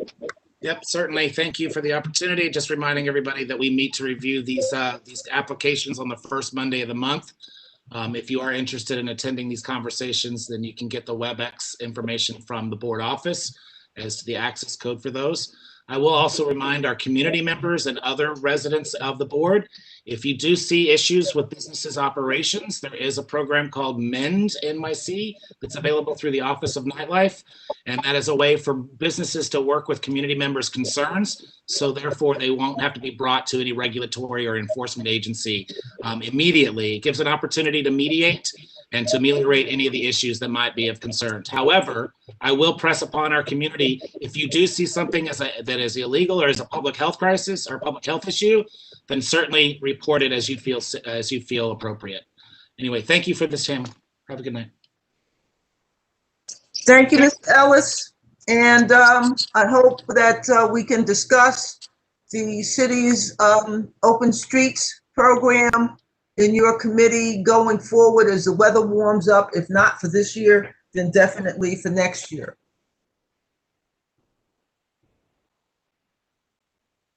We can certainly put that apart. I don't know the fit of that since we are doing SLA licenses, and until the city gives community boards a review role in the open streets or dining, it might be a little difficult to have any teeth or voice in this matter, but certainly would entertain the concept. There's going to be a lot of moving targets in these programs. I'm already hearing as they readapt and start working on some mandates of the structures that are used as they start to adapt this program moving forward. But we'll certainly keep our eyes open and the opportunity there. I think your vice chair can act as a good liaison between that committee and the EST committee to make sure that our streets and our liquor serving establishments are well served by the community board. Thank you thank you all very much. This is a multi-committee effort to close certain streets that don't have select bus service, or maybe select bus service could be tailored for certain days of the week and certain hours of those weekdays. But if we can put our heads together to support these businesses across the district, ranging westward, ranging eastward, then it will benefit all of us. So at this point, unless there are other questions for SLA committee, then we're going to move on to land use. And I would ask Secretary Lazar to read the minutes, the action items for the land use committee. All right, good evening. The Land Use Committee met on Thursday, February 4th via WebEx, and the committee discussed the following. First item, BSA application 91486BZ for Eastern Athletic Club to extend the term of a previously granted variance for the continued operation of a physical culture establishment, which expired on May 19, 2017. John Overland of Klein Slowick LLC presented a corrected variance renewal application with accurate data regarding the City Council district location of the site and Eastern Athletic as the applicant. Jeffrey Stein of Union Temple appeared for the property owner to address committee members' questions from the previous month about repeated instances of the ground floor being used as a live music venue where alcohol is served, as well as 50 Department of Buildings violations reportedly on record for the address at issue. Mr. Stein explained that periodically Union Temple allows Murmur to hold concerts at the site, and Murmur had temporary permits to sell beer and wine. Mr. Stein also stated that the certificate of occupancy for a gym was issued in 1998. On motion made by Gib Vacconi and seconded by Robert Callahan, the committee voted 16 in favor with 1 abstention to support the application. We hope the full board will support the committee's recommendation. Thank you, Ms. Lazar. Are there any questions on this item? I have a few questions. Hello? Yes, what are your questions, please? Okay. I'm looking at the date on the contention from 2017. That sounds about the time when I was attending the housing meetings, when there was a problem with the elevator. And I'm surprised to see that there are 50 violations accrued to this site. The gym has always been there, and I remember that building had a tremendous loss from another building being built in front of it, taking away their vista. But the one thing that stands out, because there's so many things going on here, is that there's complaints about liquor being served. That building on the ground floor is a temple. It's a Jewish temple. How is it that there's liquor being served there? I mean, there's so many different things going on here. And then it's like, in spite of that, and the gym hadn't had their CFO since '98, we're going to go ahead and just say, let's go ahead and do this. I'm curious, and I wasn't at the meeting, so Okay. I understand this is committee business. Okay, Mr. Atkins, I'm sorry that the writing wasn't clear. They had a representative, Jeffrey Stein, there from Union Temple. And he explained that they do have a certificate of occupancy that was issued in '98, and it's still there. Okay. Okay, so that's one thing. The temple, the owner of the property, has this musical group come in with their temporary permits to sell beer and wine, and they put on musical performances. That is the temple, the owner of the property on the ground floor. Those are the questions that the committee asked when EAC came in the month before, then came back with the owner and a corrected application. Okay. Okay. Any other questions on this item?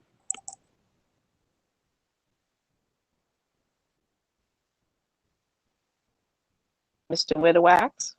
So to boil it down, and I apologize, I wasn't at the meeting. Basically, this vote, if we vote yes, we're permitting the athletic center to continue operating. Is that the gist of it? Yes. And the rest of it is just kind of other community complaints that came up at the meeting since they had the operator on the spot about this. Right. The EAC doesn't control the what happens at the temple. No. They don't have a number of floors leased to them. And is this an application by the temple or by Eastern Athletic? By Eastern Athletic Club. We had them correct that application, so the applicant is EAC, Eastern Athletic. Any other questions on this item? Can I ask a question? Yes. Hi, good evening. Who's speaking? Does this have any, this is Arna from Majority Leader Combo. Hi. Hi, good evening. Sorry about the video's kind of bad. Does this have anything to do with the fact, are they going to continue having this temporary music? It's because the permit was like temporary, whatever it was. Is the music situation going to continue? Because we've gotten some complaints about that. Okay, then the complaints need to go to the Temple and not to Eastern Athletic Club. And the Temple has to make sure that their, I guess their lessees, Murmur, who rents the space to hold these concerts and gets the temporary permits to sell beer and wine, that not happen anymore. Probably, and I'll defer to State Liquor Authority Committee chairs Wax and Ellis, that the complaint should go to the State Liquor Authority that Murmur not be given any more temporary permits for that site. That's the best I would recommend. Yeah, Madam Chair, as a point of clarity on that, temporary liquor permits, as far as I recall, are issued by the precinct. So they're not issued by the state in that way. These are permits, and if I can add a little clarity, so the Murmur series was just that, a series of shows and concerts. I think it was a temporary arrangement, potentially a fundraiser for renting out the space for the temple themselves as a way to generate revenue, but Murmur was a separate entity. And Googling them or looking online recently, they are continuing to perform, but they're doing everything virtually. These temporary permits, or it's done by a catering company. They come in and offer the concessions. They get the remote temporary liquor permit to operate on these sites within whatever prescriptive rules they have, being a temporary license holder. So it's kind of out of our hands in that sense for these temporary ones. But to your point, Ms. Lipkin, that it's not the first time we heard issues with that. I know that their neighbors raised some concerns with noise and crowds, and they certainly, to my understanding, they can direct their concerns to the board office, but more importantly, they need to direct their concerns to the temple itself. Thank you. Thank you, Mr. Ellis. So I hope that works for you, Ms. Lipkin. And are there any other questions? This is crazy. There are none noted, Madam Chair. Okay, hearing no further questions, I ask for a motion on the committee's recommendation to support the renewal of the physical culture permit for. Make a motion that it be supported as recommended. I'll support Mr. Atkins' motion. I second it. Okay, and you are Ms. Who's the second? I'm sorry, I'm not seeing the name. Gail. Hi, thank you. Okay. Mr. Witherwax, please call the roll on that. Thank you, Mr. Pest. Mr. Allison? Yes. Thank you. Ms. Andrews? Yes. Thank you. Mr. Atkins? Yes. Thank you. Ms. Atkinson? Yes. Thank you. Mr. Bailey, I'll catch you in the chat. Ms. Ben James? Yes. Thank you. Ms. Boyd? Yes. Thank you. Ms. Branch Mohammed, I'll catch you in the chat. Mr. Buckholz? Mr. Callahan? Robert, did you just hear me? I said yes. Oh, I hear you now, Gail. Thank you. Mr. And Callahan? Robert Callahan says yes. Thank you. Ms. Charles? Ms. Daniel? Ellis? Yes. Thank you. Mr. Farley? Ms. Daniel, thank you. Mr. Farley? Wow. Ms. Ferris? Yes. Thank you. Ms. Frazier? Mr. Frazier? Mr. Gabriel? Yes. Thank you. Ms. Gibbs? Abstain. Thank you. Ms. Granville? Yes. Thank you. Ms. Harris-Blenman? Ms. Henry? Yes. Thank you. Ms. Jordan? Yes. Thank you. Ms. Kinsey? Ms. Lazar? Yes. Thank you. Ms. Lemaine? Yes. Thank you. Ms. Mahoney? Mr. Mickelsteins? Yes. Thank you. Mr. Puka? Mr. Raji? Yes. Thank you. Mr. Sachs? Yes. Thank you. Mr. Saunders? Mr. Staten? Ms. Supervielle, Ms. Tate Hall. Yes. Thank you. Mr. Thurton. Yes. Thank you. Mr. Todd. Yes. Thank you. Mr. Tyus. Ms. Tyus. Yes. Thank you. Mr. Vicconi. Mr. Vilas. Ms. Watson. Yes. Thank you. Ms. Weatherspoon. Yes. Also, yes for Farley, Mr. Farley, and Ms. Agini. Thank you, Mr. Farley. Thank you, Ms. Harris Clement. And Ms. Wedderburn. Yes. Wedderburn. Yes. Oh, hello. Welcome Hi. back. Mr. Witherwax, yes. Ms. Young. Yes. Thank you. Ms. Zuniga. The motion passes. I have 31 in favor and 1 abstention. Let me check the chat. Let's see, Ms. Harris. Mr. Bailey voted no, pardon me, so that gets recorded. It is 31 in favor, 1 opposed, 1 abstention. Thank you, Mr. Witherwax. Moving right along, the next item up was open space requirement equivalent at 991 St. John's Place. I'd ask Ms. Lazar to proceed with that item. Okay. Joshua Rhinesmith, Sharita Paulson, and Erica Lebrich of Workable St. John's LLC presented a request to the City Planning Commission Chair for a minor modification of the zoning resolution, open space equivalent requirement, to assist in converting the former St. Gregory School building and the adjacent open space into residences with 40 dwelling units. 4 of the dwelling units are proposed for a horizontal, I believe it's 2-story enlargement, covering what is currently open space between the existing school building and the adjacent row of brownstones. The request asks the CPC to certify that the roof of the existing building to be vertically enlarged with an additional floor is or will be unsuitable for open recreational space and cannot be made so at a reasonable cost, and that the open recreational space requirement be satisfied by using additional frontage on the rooftop of the proposed 2-story horizontal enlargement. The committee and community attendees discussed whether it be preferable to put the open space or the HVAC equipment at grade. Since none of the proposed apartments will be affordable to local residents, the applicant's rationales regarding costly design changes and limitations on tenant privacy on rooftop terraces without the required open space fell on unsympathetic ears. A motion made by Gabe Vicconi and seconded by John Buckholz to support the applicant's proposal failed with 4 in favor, 10 against, and 4 abstentions.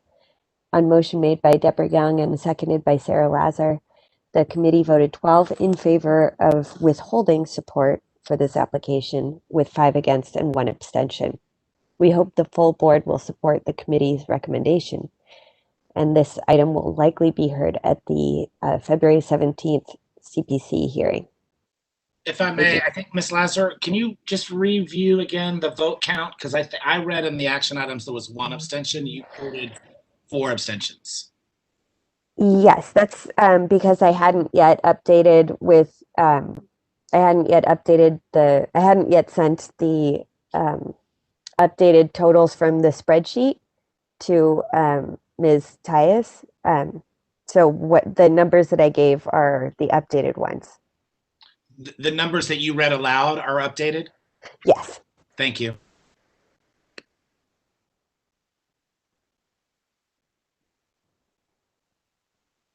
That's what happens when you don't share the voting roster.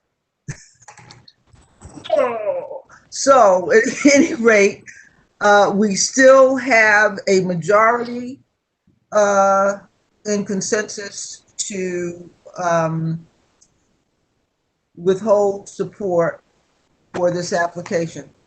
I think we need to ask a representative in the audience. I believe there is a representative for Workable St. John's in the audience.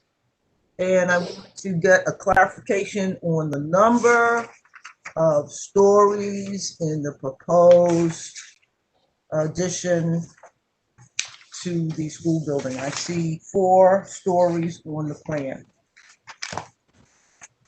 Do we have a representative for Workable St. John's in the audience? I'm here.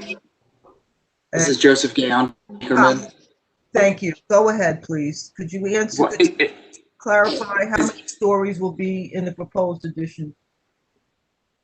On the west addition, or how many stories are going to be added to the top of the educational building? In the west addition. It's 3 stories. 3 stories. Plus a basement? Yes. Okay, in my untrained eye, to me, that's 4 stories, but that's okay. Okay. Thank you very much. Are there any other questions for the representative while we have him? I have a question. And you are? Mr. Puka. Mr. Puka, proceed. This is not in dumb question. I apologize, and because I wasn't at this meeting. This is not in the landmark. Is this going for the landmark commission or just the city planning commission? Mr. Puka, thank you for asking that. This is in the Fourth Historic District. And they came in, and correct me if I'm wrong, a representative for the applicant. They wanted more stories. I think it was 6, maybe more. And they cut it down and LPC approved it. That's correct. We cut it down by 1 story, and we have a certificate of appropriateness from the Landmarks Preservation Commission. Thank you. Any other questions? Hearing none, I ask for a motion from the floor to withhold support for this application for a minor modification to the zoning resolution open space equivalent requirement, which would require the applicant to put the HVAC equipment at grade. Robert Callahan, so moved. I second that motion. Tamika Gibbs. Mr. Witherwax, would you please call the roll? Clarify, a yes vote is a vote to withhold, correct? Correct. Right. So to the substance of the question, if you agree with the committee that the HVAC, sorry, I'm a little confused too. If you agree with the committee's suggestion that HVAC goes on the ground level, vote yes. If you support the committee's recommendation, say yes. To withhold support. But I'm just not sure what the what.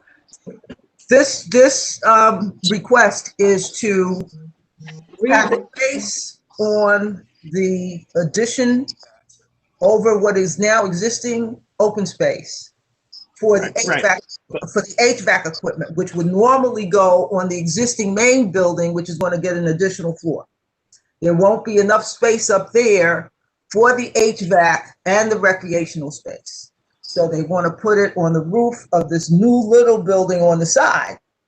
Right. And they need more space there so that whoever's using that space won't be staring into your window if you're in the main building on the side. Okay. Got it. So I got it. Thank you. these are condos. I won't be able to afford one. Very few of us will. But that is the issue. We did have a neighbor there who was concerned about the HVAC being on the ground, on grade, on the side, rather than up on the roof. So that was a remaining question. Can't please everybody. So we have a motion on the floor to withhold support for putting it on the roof of Chair Tyus, can I just, if I could just clarify a little bit. What's this? This is Joe Gayon, land use attorney for Workable St. John's. So the request is to modify the rooftop open space requirements so we can put open space at grade instead of on the roof. So we are not asking to put it on the roof of the extension. We're saying that if this is not granted, right, the open space would go up on the roof instead of at grade. What's currently proposed is the amount of open space that's required is being split between the rooftop and at grade, and what we are providing complies with the requirements. We're only asking for a modification of where that open space is located. So instead of putting it up on the roof, we're requesting to put it at grade. So this is reversed according to you. That's not what was in your papers.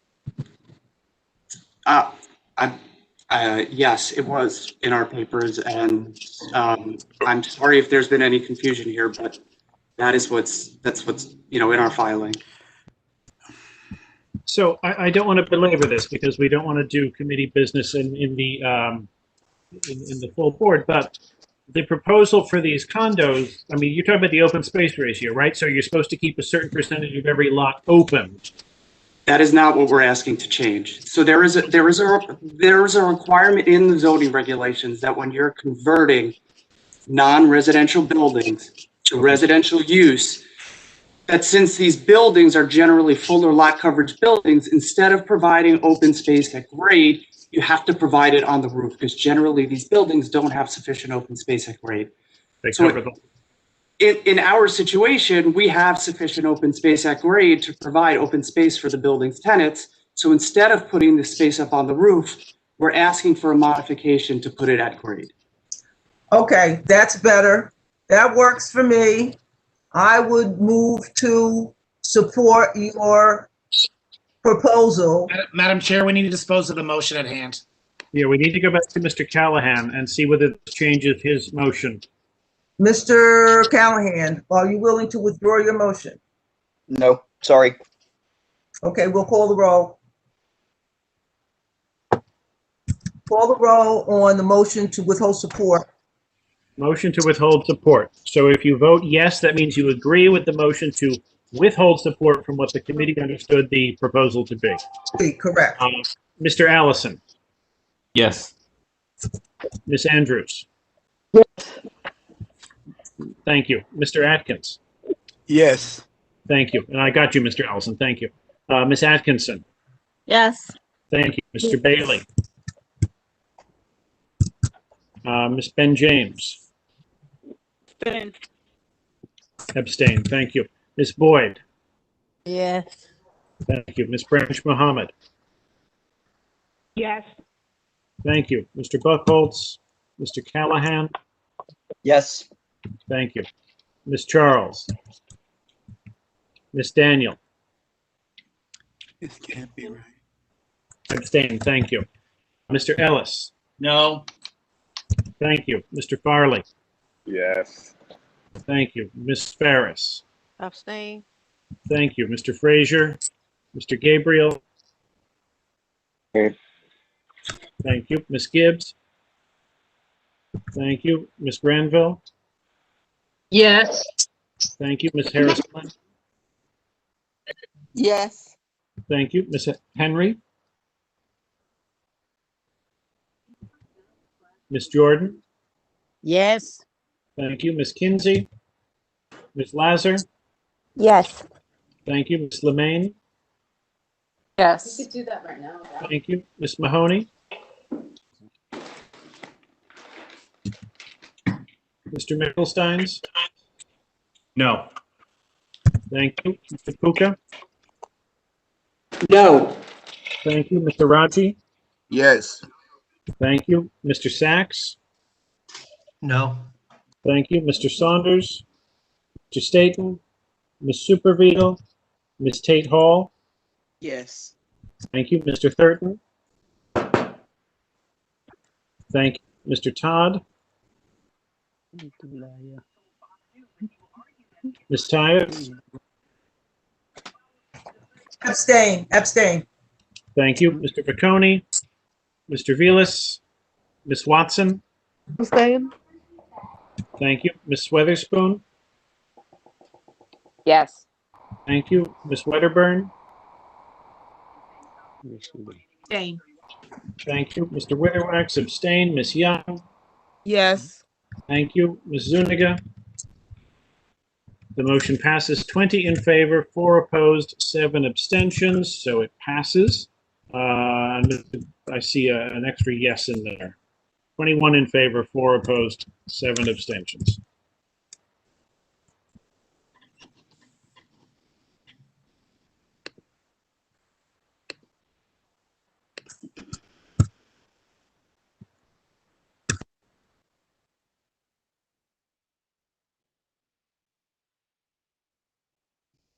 Ms. Lazar to read the resolution affirmation regarding M-Crown.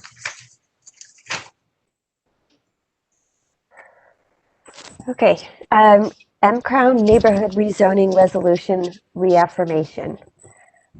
Whereas Brooklyn Community Board 8 has requested the Department of City Planning to study rezoning of the 6-block area located in the northwest sector of Crown Heights and bound by Atlantic Avenue, Franklin Avenue, Bergen Street, and Grand Avenue, which has a majority of its lots currently zoned M11, the M-Crown district, by its resolution of April 9th, 2015, and amended June 9th, 2016.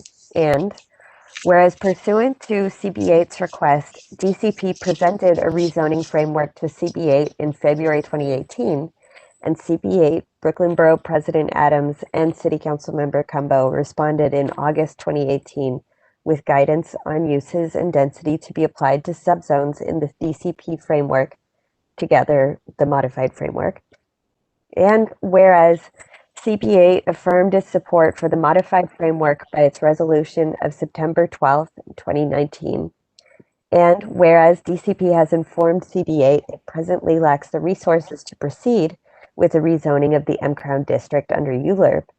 And whereas property owners and developers have since indicated interest in proceeding with private rezonings in the M-Crown district, now, therefore, it is resolved that CB8 reaffirms its interest in seeing development in the M-Crown zone proceed according to the terms of the modified framework regarding use and density, and hereby communicates to all such interested parties, including the Department of City Planning, the New York City Planning Commission, the council member representing the 35th District, the Brooklyn Borough President, and private parties applying for rezoning within the M-Crown district. In the case of a private application in which the goals sought in the modified framework cannot be fully achieved through the existing New York City zoning resolution, CB8 expresses its intention to pursue other legal agreements with the applicant that result in the goals being as fully achieved as is practicable. The Land Use Committee votes to recommend the full board adopt the resolution. Thank you, Ms. Lazar. Just to be clear, we need to have this fully voted on by the full board as we were winding down in land use when this was put forward. Are there any questions? We don't have any questions, Madam Chair, but I'd like to quickly notify you that the community officers, Wallen and Jean Bart, are here. If they could just say a word or two and drop their information in the chat box. The who is Our new community officers are here. okay? Yes. All right. That will on this Officer Wallen and Officer Jean Bart. On this issue. No, I'm just saying that they just arrived. This is the time that they were supposed to come. So I just wanted to let you know they were here. If they could just introduce themselves. Okay. Yep. Thank you. Thank you. Okay. At this point, Madam Chair, if there's no questions or comments, I would make a motion to support the reaffirmation of the M-Crown zones. I was just about to ask for a motion, Mr. Ellis, and move this meeting along because we still have budget. So we have a move from Mr. Ellis. We need a second. Seconded. And this is Ms. Weatherspoon speaking? No, Ms. Wedderburn. Wedderburn. Oh, welcome back. Thank you. So, Mr. Witherwax, would you please call the roll? There is another question that just popped up in the chat. Okay. What is it? We paraphrase the proposal. It seems very legalistic. We want private applicants to be on notice that whatever they propose for the M-Crown should harmonize with the community board's view of what should be built there. Right. City That's plans do it enough. for us, so we're going to have do it ourselves. Chair, Madam Chair, Yes. this is Ms. Lipkin again from Majority Leader Combo. My chief of staff just wanted to make sure, she wanted to set up a meeting with yourself and possibly give Baconi to discuss this issue, if that's possible. I'll let you, it's Tasha Young. If you could kindly reach out to her to set up that meeting, and then also, it might include HPD, I'm not sure. Absolutely. Okay, this is good. I did hear from her last week, but I never heard back. So I'm available. Okay, let's talk tomorrow. Okay, got it. Thank you. I will give you a call. Thank you. Thank you.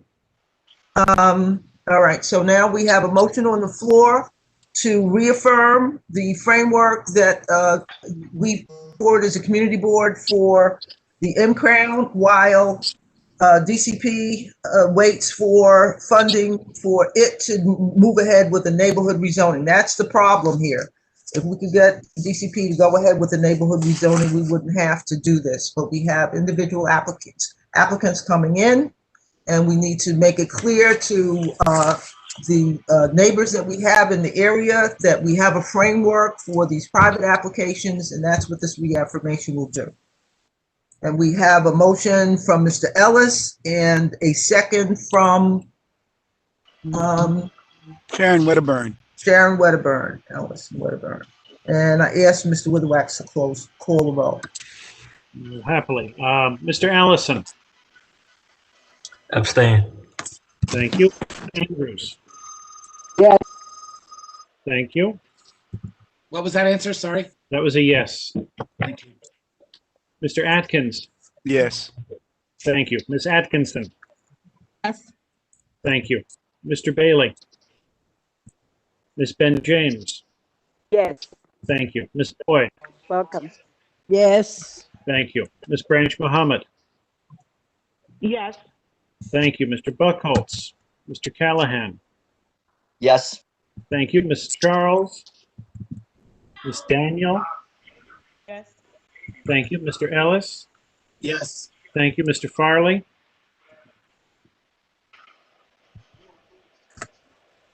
Ms. Ferris. Yes. Thank you. Mr. Frazier. Mr. Gabriel. No. Thank you. Ms. Gibbs. Ms. Granville. Yes. Thank you. Ms. Harris. Ms. Gibbs, yes. Sorry. Thank you, Ms. Gibbs. Thank you, Ms. Granville. Ms. Harris Blenman. Yes. Thank you. Ms. Henry.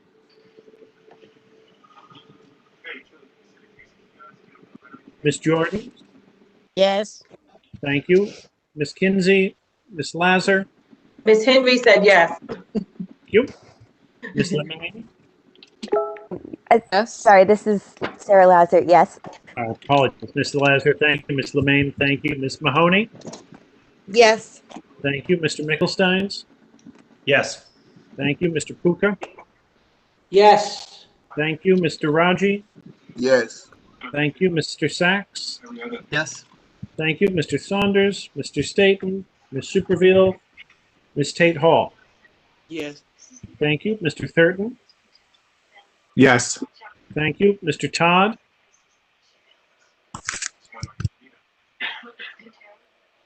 Mr. Todd, I've been seeing you but not hearing you. Ms. Tyus. Yes. Yes.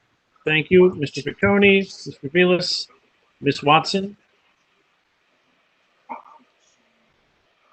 Ms. Weatherspoon. Yes. Thank you. Ms. Wedderburn. Yes. Mr. Witherwax, yes. Ms. Young. Yes. Thank you, Ms. Young. The motion passes. Let's see, 29 in What? favor. What did Todd say? I didn't get anything from Mr. Todd. Mr. Todd? I unmuted him, but we still can't hear. Yes, thumbs up. Thumbs up. Great. Mr. Todd gets a thumbs up. Then I hear 30 in favor, 1 abstention.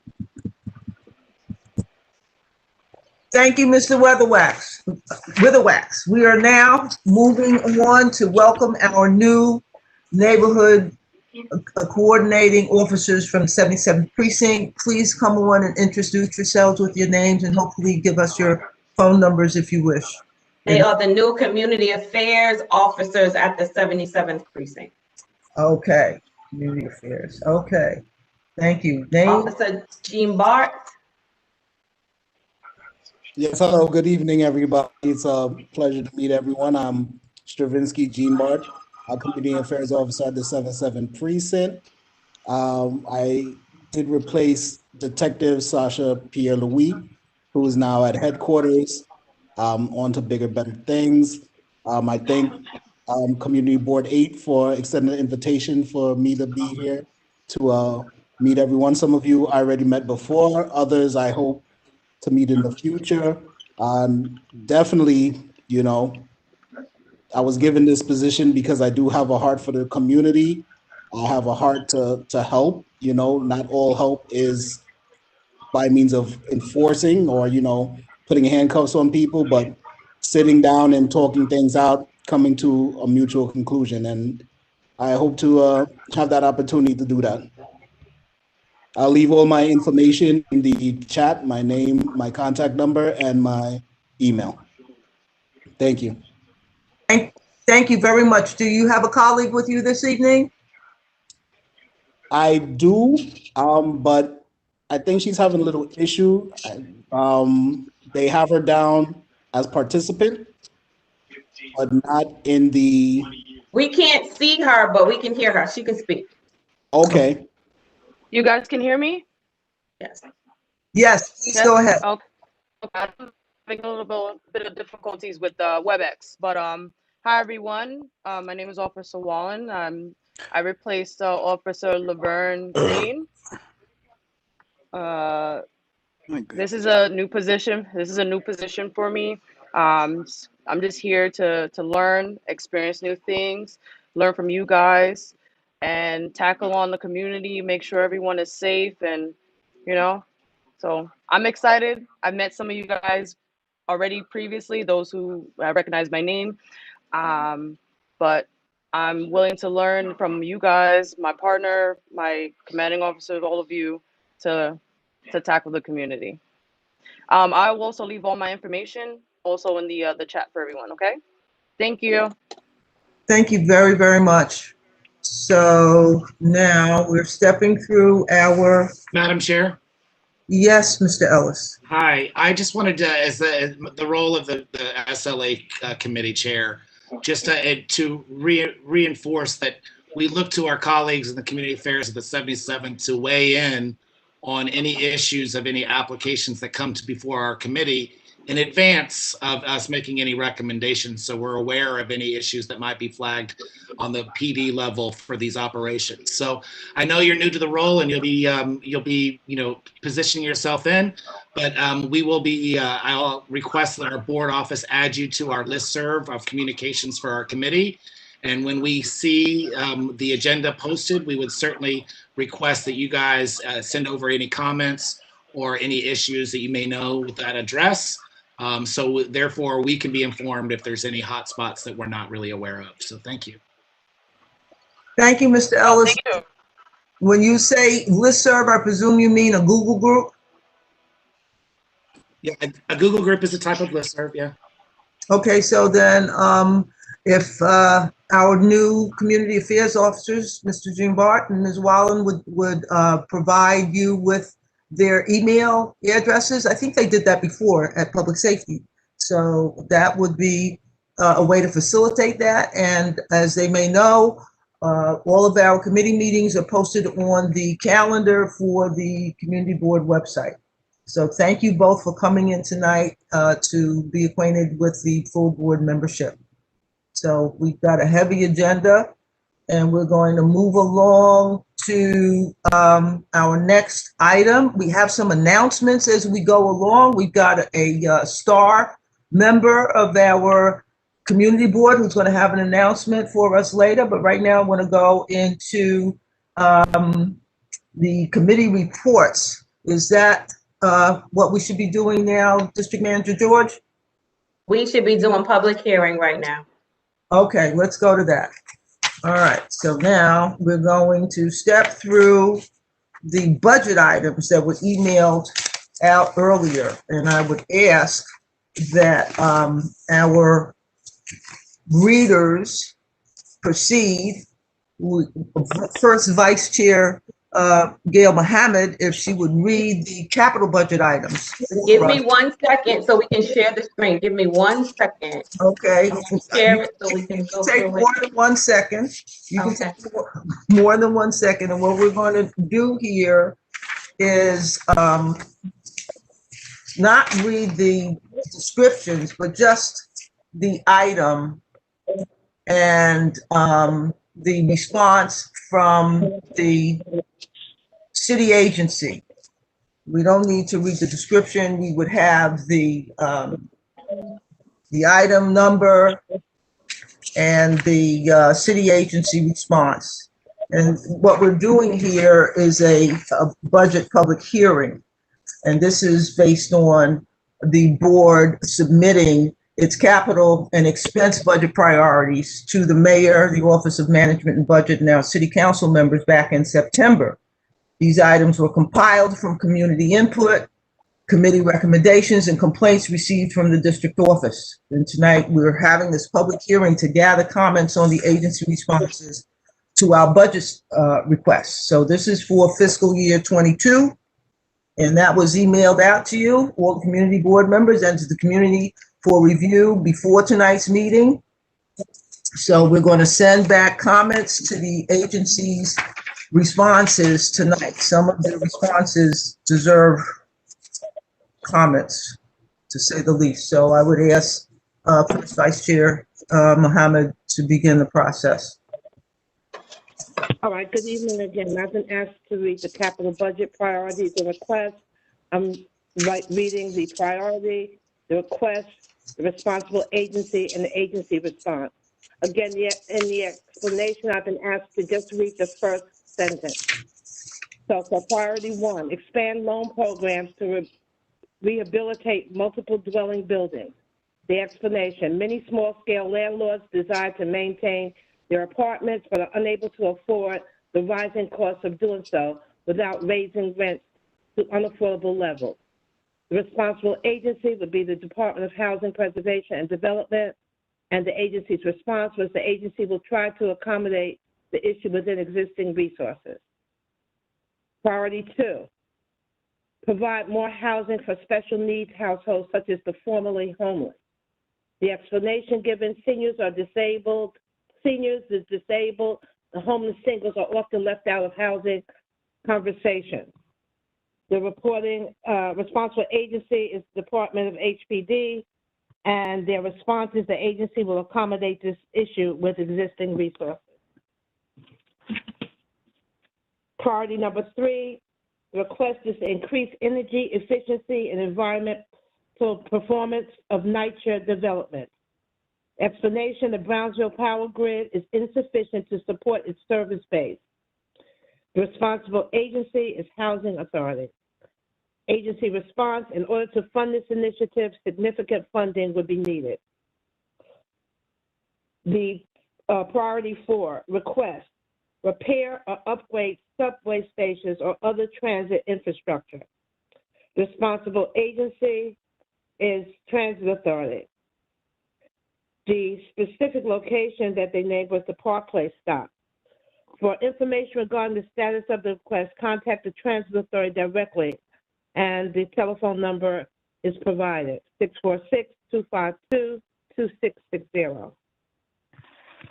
Priority 5, the request is to offer capital budget request for DPR. Explanation, install lamp posts around Dean Street Playground. Currently, there is a lighting issue in the Dean Street Playground. The responsible agency is the Department of Parks and Recreation. The agency response is capital funds are allocated for specific projects by local elected officials. The community board should contact their local elected official. Priority 6, request is to build or expand affordable work or research lab spaces. Responsible agency is the Economic Development Corps. Agency response is this request is not recommended for funding. Priority 7, other capital budget requests for DPR. Install lights around playground area in Broward Park. There are currently no lights in the playground, and the area is completely dark and encourages dangerous activities. The responsible agency is Department of Parks and Recreation. The agency response for capital funds are allocated for specific projects by local elected officials. The community board should contact their local elected official. Priority 8, request is to add NYPD parking facilities. The explanation is with the construction of Pacific Park around the 78th precinct, there's a dearth of parking spaces available for officers of the precinct. The responsible agency would be the police department. The agency response is that New York Police Department will formally request OMB to allow the Department of Citywide Administrative Services, DCAS, to conduct a survey of available property. And the last request, provide a new or expand the existing middle intermediate school. We thank the DOE and SCA to agree to create a designated District 13 middle school in the B15 building of the Atlantic Yards Pacific Park Development. Responsible agency is Department of Education. The agency response is this request has already been funded. And as I think based on what Michelle told me, if you have any issues or requests or comments, we refer to the tracking code in your response and send that to the district office. Thank you very much, Vice Chair Mohammed. This is wonderful. This is a new way of doing things here where we can share the screen and everybody can put in their comments. Everything is there in case you didn't see it before.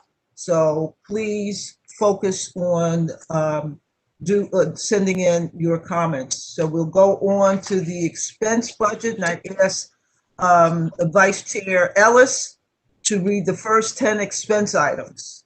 Excuse me, Ms. Colliers, we need comment tonight. We need to hear comment tonight as well.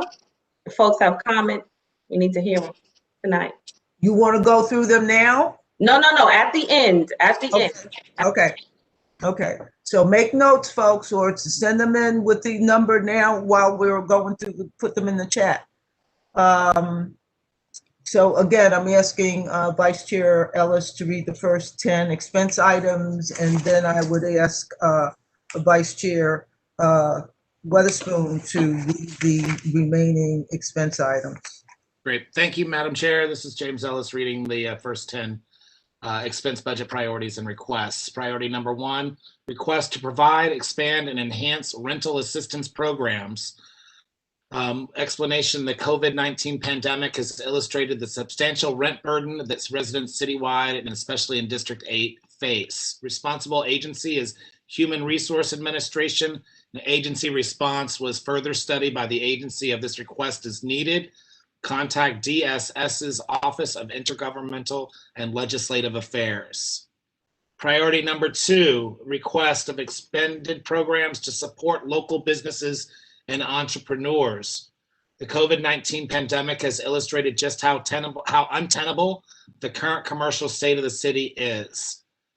Responding agency is Economic Development Corporation, and the response is securing funding for this request is outside of EDC's jurisdiction. Please contact the agency if you have any questions about the EDC budget process. Expense item priority number 3, request to provide commercial lease support for business owners. Explanation, many of our commercial tenants are suffering from what is now being referred to as the commercial gentrification.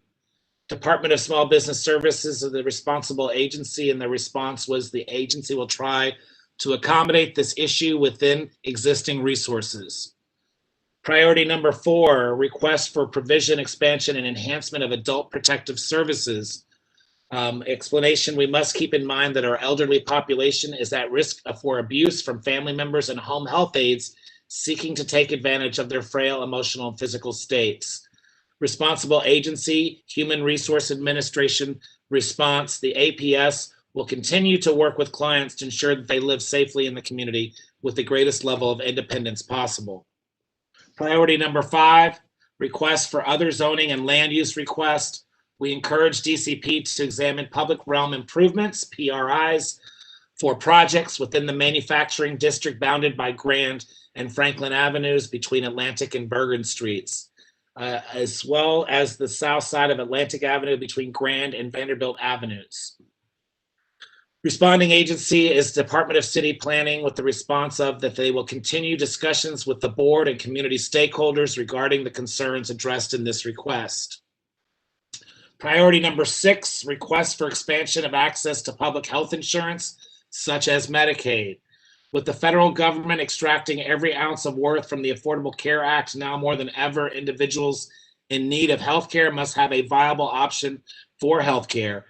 Than the skeleton plans designed to undermine what ACA was attempting to accomplish.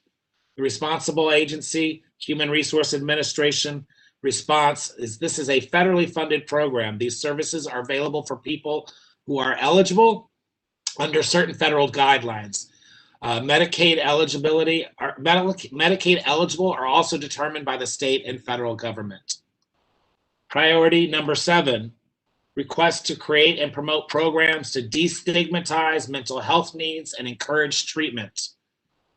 The explanation of the stigma of admitting to having a mental illness is great, especially in immigrant and communities of color, where sentiments such as mental illness is not a disease you can afford to have continue to be a plague.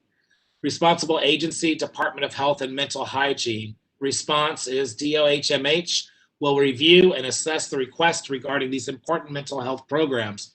However, implementation of the requested service will be subject to the availability of the department's limited funds. Priority number 8, the request to create or promote programs for education and awareness on preventing chronic diseases, including quitting smoking, nutrition, and physical activity. Residents of multiple dwelling units face an oftentimes forgotten issue. Any resident living next to or an upstairs from a smoker is subject to secondhand smoke, which studies have shown is just as toxic, if not more toxic, than the primary smoke inhaled by the smoker. Responsible agency, Department of Health and Mental Hygiene. Agency response is further study by the agency of this request is needed. Priority number 9, request for animal and pest control requests, including reducing rat and mosquito populations. The large number of development projects scattered throughout the district, along with renovation projects in older buildings and our historic districts, have disrupted rodent burrows to the point where rodents are visible visible during daylight hours.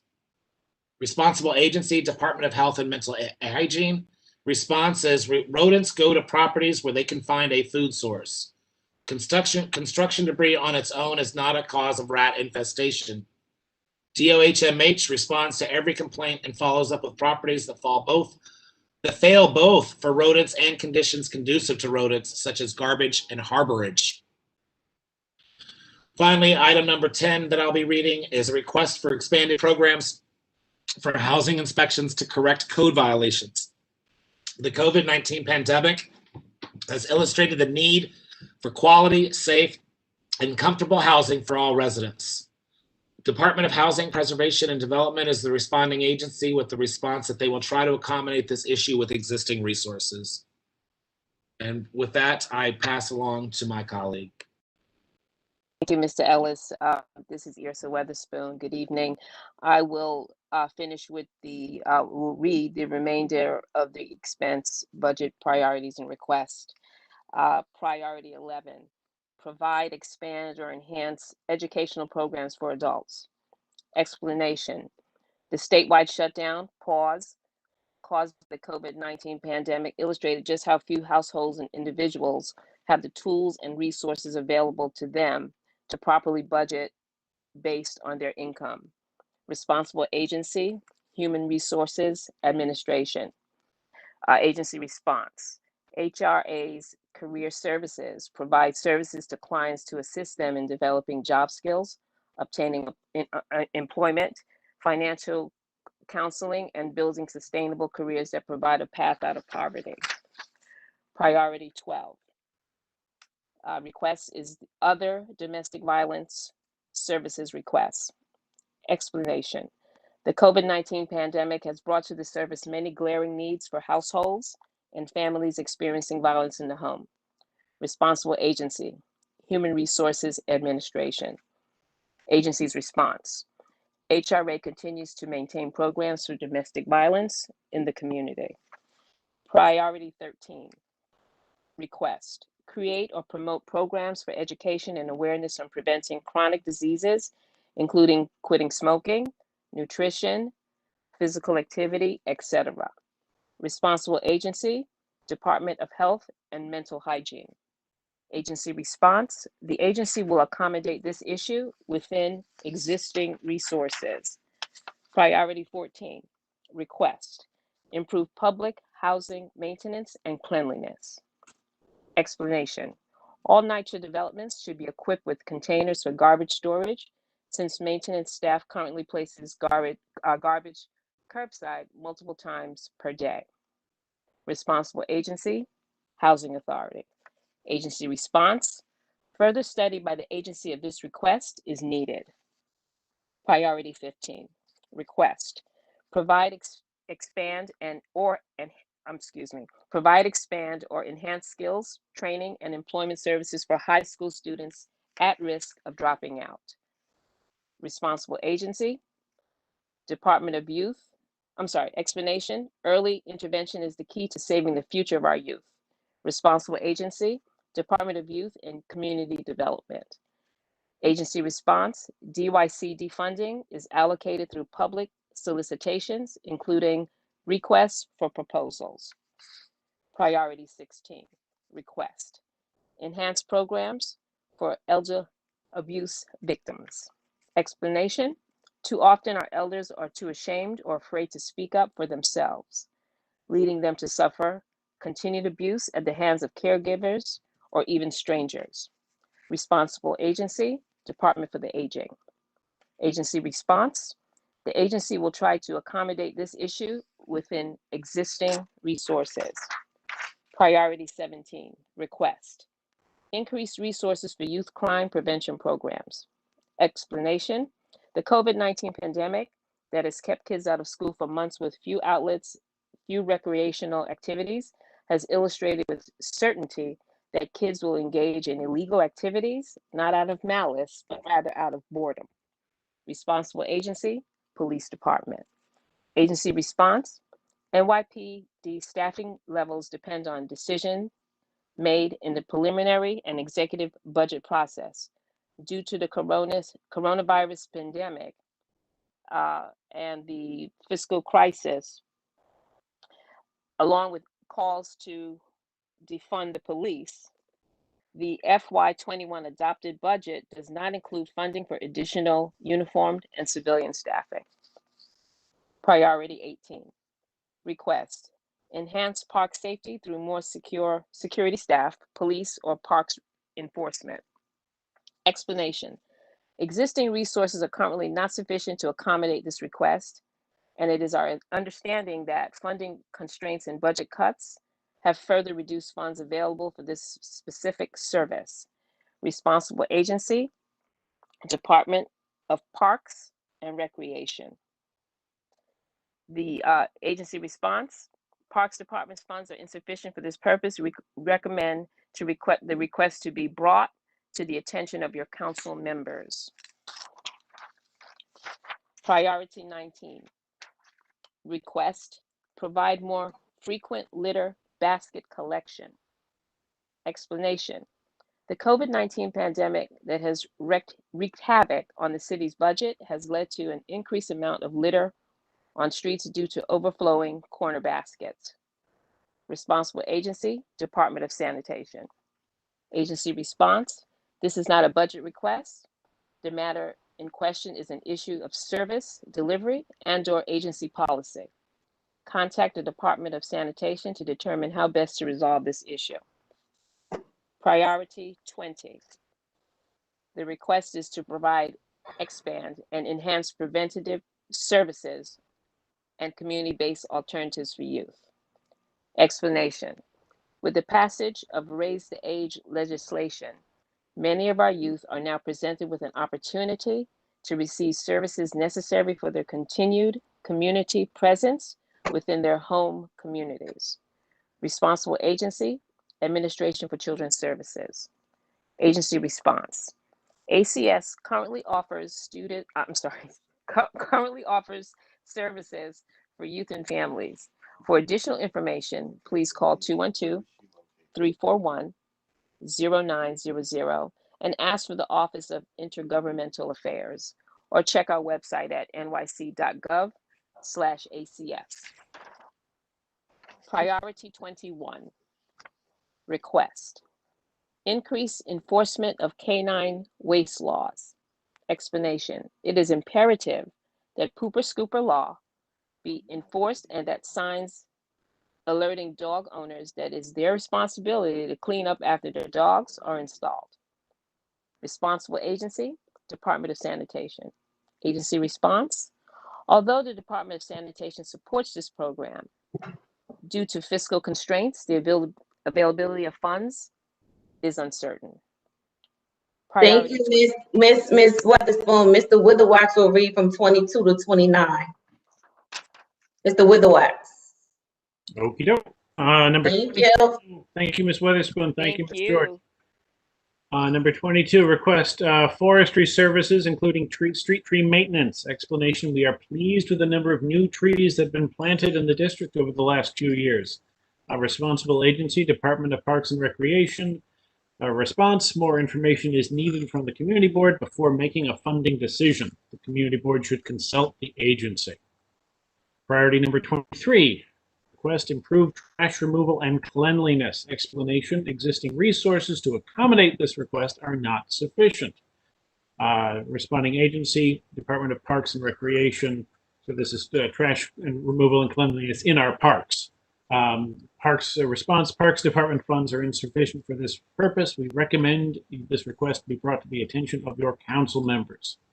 Priority number 24, request increased transportation services capacity. Explanation, the elderly have a difficult enough time traveling, and the COVID-19 pandemic has made it even more difficult and dangerous to travel. Responsible agency, Department of the Aging, for the aging, possibly of the aging, supported by Councilwoman Lori Cumbo.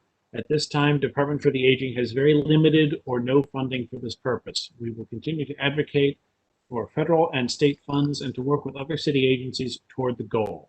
When funding is available, we are required to conduct an open competition. Priority number 25, request provide more information and services related to STIs, HIV/AIDS, and family planning. Explanation, for many years there has been an increase in non-HIV related STD transmission due to avoidance of condoms. Has indicated that a growing number of people are becoming lax in their health care. Additional education is needed to help residents understand their role in keeping themselves and their partners safe. Responsible agency, Department of Health and Mental Hygiene. Agency response, preventing the spread of HIV/AIDS and other STDs is a top priority for DOHMH. Through a variety of condom distribution and community-based programs, we work to give communities the tools they need to stay safe. While additional services would be contingent upon available funds, please feel free to contact us to discuss available services in your community. 26, promote vaccinations and immunizations. Explanation, the COVID-19 pandemic has shown us how important being healthy is. Childhood immunizations are extremely necessary at this time to avoid preventable diseases. Responsible agency, Department of Health and Mental Hygiene. The agency will accommodate this issue within existing resources.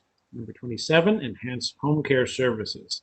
Explanation, homebound seniors should not have to live a life of unintentional isolation because they are self-sufficient enough to be able to live on their own. Responsible agency, Department for the Aging. At this time, DFTA has very limited or no funding for this purpose. We will continue to advocate for federal and state funds and to work with other city agencies toward the goal. When funding is available, it will be provided. Number 28, request support nonprofit cultural organizations. Cultural Affairs needs to assist our cultural institutions with advertisement opportunities across the city with a greater emphasis placed on the importance of the arts, culture, and diaspora history. Responsible agency, Department of Cultural Affairs. Response, funding was approved by the Department of Cultural Affairs for FY 2022. And number 29, provide a new bus service or select bus service.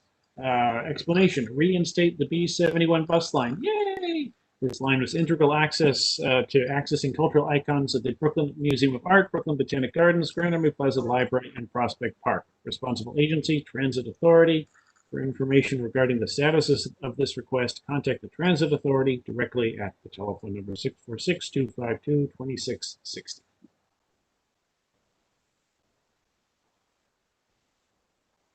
Thank you, Mr. Witherwax.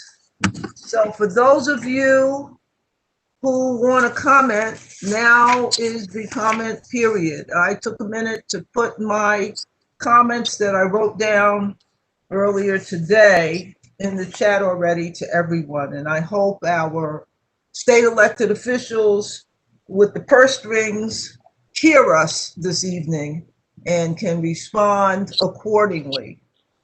So just a reminder, we are commenting on the agency responses to our budget request, not the request itself, but the agency's responses to our request. That's what we need to hear about. Thank you, Ms. George. I encourage all of our participants to look for solutions and write in solutions and comments in their comments. If you got a chance to look at mine. Ms. George, how do you want to get this done this evening? Any comments? Do we have any comments from any board members, any community members? I have a question. Go ahead, Ms. Atkins. So you noted the fact that the NYCHA has a problem with trash stacking up and there needs to be in containers to help stop the vermins. But another source of trash piling up are the public schools. And the trash sits out on the sidewalk the same way it does at a NYCHA site. Okay, which item is that? Which item are we talking about? I need to know capital expense, which item?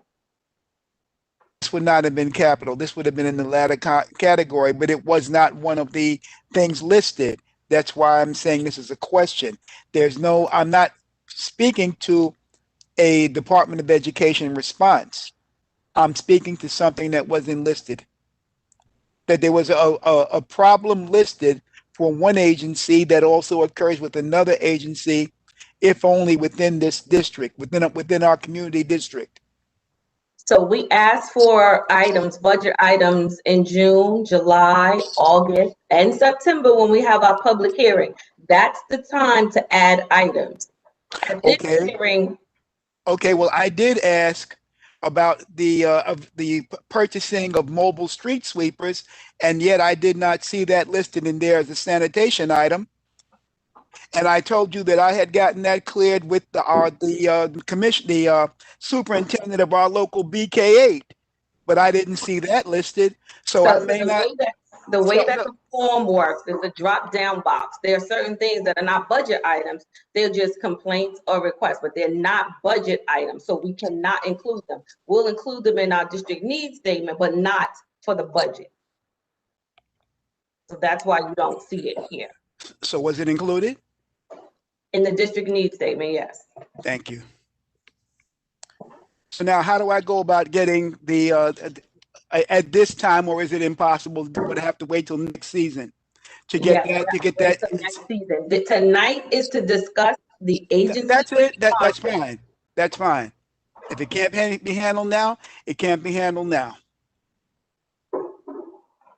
If people are trying to get this on the record, as Mr. Atkins is indicating, he wants to find a way to memorialize his request, service requests, or additions to the budget. You have to put it in writing. I took a minute and put my comments in writing in the chat to everyone, so they will be available. And I see that when we sign off from these sessions, we can copy down the chat. If you take a minute, and I'm sure that Ms. George will be able to do that. Am I correct, Ms. George? I have already taken pictures of the comments. I have the comments already. Okay, so I'm asking folks to do that now. Usually we have people line up and go to the microphone, and we had a line, and we were there until 9:30. And there it is now 8:45. So I'm asking people to put their comments with specific budget items. I just did a capital 1, capital 5, capital 7, whatever it was, and I put my comments in the chat. A couple of letters need to go out. We have to rely on our elected representatives to tell OMB to put the money to this additional service. We have with us 2 state representatives tonight. So we should be also asking them to look at the issues here and make sure the money flows down from the state to the city to deal with our local, hyper-local issues. Okay, we don't want rats coming up in our house because Madam Chair? Yes, Mr. Todd. Was there some additional items in the list read tonight that was not in the one sent out previously? Something about subsidizing food incubators? I didn't see that in the list sent out previously. I would like to comment on that, but I can't find it in my list that was mailed out. And I don't know what number it was. A food incubator. Yeah, about subsidizing food processing in M1 zones and the responsible agencies of the. Yeah, I responded to that, and I'm thinking that we probably wouldn't see that until M-Crown is approved. Well, this wasn't related to M-Crown. It was just food processing capacity in M1 zones. I couldn't find it in the list sent out earlier. But anyways. Mrs. Todd, are you referring to capital item number 6 for the food and drink small scale manufacturing, package and bottling incubator space? Yeah, precisely. This is actually a request that's been in our budget document for probably the last 3 or 4 years, maybe a little bit longer. Uh-huh. The closest they get is farming marijuana. Hey, it's money, come on. I'll smoke to that. So, well, anyways, I couldn't find it. So. I encourage you to write letters. All right, I'll look for it. And I'm encouraging you to put your requests in the chat tonight so that it can go in as a unified call for the particular needs that we identified in here and to address the various agencies, sometimes cavalier responses to our requests. Okay, so the one about, well, you want to defund the police, so you don't have any money for midnight basketball. Ha! No, that doesn't sit with me, okay? So we need to ask our state people to step in and fill that void. We're gonna have problems. We have to stop the school to penitentiary train here. And we do that by keeping these kids busy. That means the schools have to stay open after hours. Wherever the money comes from, it needs to go into a program like that. Please, please, please put your comments in the chat or bring them forward now so they can be recorded on the video. Who's up? Who's next? Well, this is Yrsa Weatherspoon. If everyone's putting their questions in and comments in the chat, I would like to make a motion on these agency responses. Yes, please, go ahead. What's your motion? That we send a letter of comment that reflects the board's reaction to the responses received from the agencies to our capital expense budget priorities for fiscal year 2022. Thank you, Ms. Weatherspoon. I believe that's standard ops. Correct me if I'm wrong, District Manager George. You are correct. Thank you. So again, can't read minds here. Speak up. Just by the numbers, we should have some sort of consensus on the various Listen, they don't follow instructions. I'm sorry? Oh, sorry, no.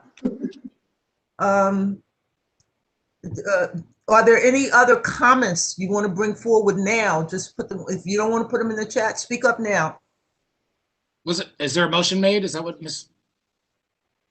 Mr. Ellis, I believe the motion that Ms. Weatherspoon made is our standard operational procedure. So I will second that motion. Okay. Thank you. And we can take a vote It's a roll call. I don't believe a roll call is required on that motion because that is what is going to happen anyway. Remember from the year before and the year before and the year before? Right, and all those years before, we do a roll call vote. No. Do. No, I don't believe that that is the case, but if it's going to make you feel any better, we can do that. We have a motion from Ms. Weatherspoon, and I believe you're seconding the motion that we send a letter to OMB for the comments we're receiving tonight, the comments that I'm asking to come forward. We're not getting very many at this point, but whatever we do get, we will send a follow-up letter. Mr. Witherwax, please call the roll. All right, the motion made by Ms. Weatherspoon to send a letter to OMB. Let's see. Mr. Allison. Yes. Thank you. Ms. Andrews. Yes. Thank you. Mr. Atkins. Yes. Thank you. Ms. Atkinson. Yes. Thank you. Mr. Bailey. Ms. Ben James. Yes. Thank you. Ms. Boyd. You're welcome. Yes. Ms. Branch Mohammed. Yes. Thank you. Mr. Buchholz. Mr. Callahan. Yes. Thank you. Ms. Charles. Ms. Daniel. Yes. Thank you. Mr. Ellis. Yes. Thank you. Mr. Farley. Stop. Ferris. Mr. Frazier. Mr. Gabriel. Ms. Gibbs. Yes. Thank you. Ms. Granville. Ferris, yes. Yes. Thank you, Ms. Ferris. Thank you, Ms. Granville. Ms. Harris Blenman.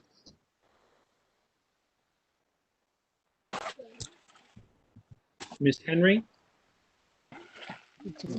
Ms. Jordan.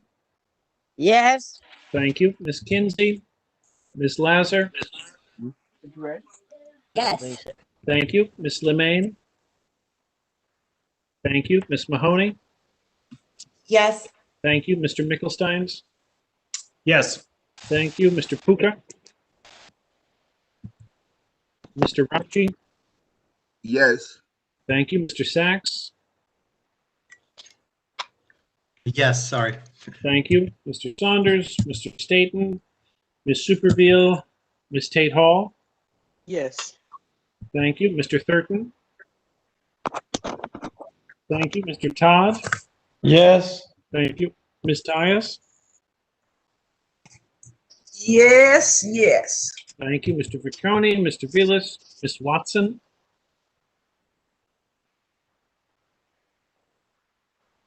Ms. Weatherspoon. Yes. Thank you. Ms. Wedderburn. Yes. Thank you. Mr. Witherwax, yes. Ms. Young. Yes. Thank you. Ms. Zuniga. The motion passes unanimously. Mr. Witherwax, I'll point out 2 yeses in the chat with Ms. Marva Henry and Mr. Drew Gabriel. Yes, I see them. Thank you very much. Okay. There's also Ms. Watson Got voting it. yes. Mr. Gabriel, Ms. Henry, and Ms. Watson. Thank you very much, everyone. Okay. Are there any other comments we need to add to what's come in on the chat?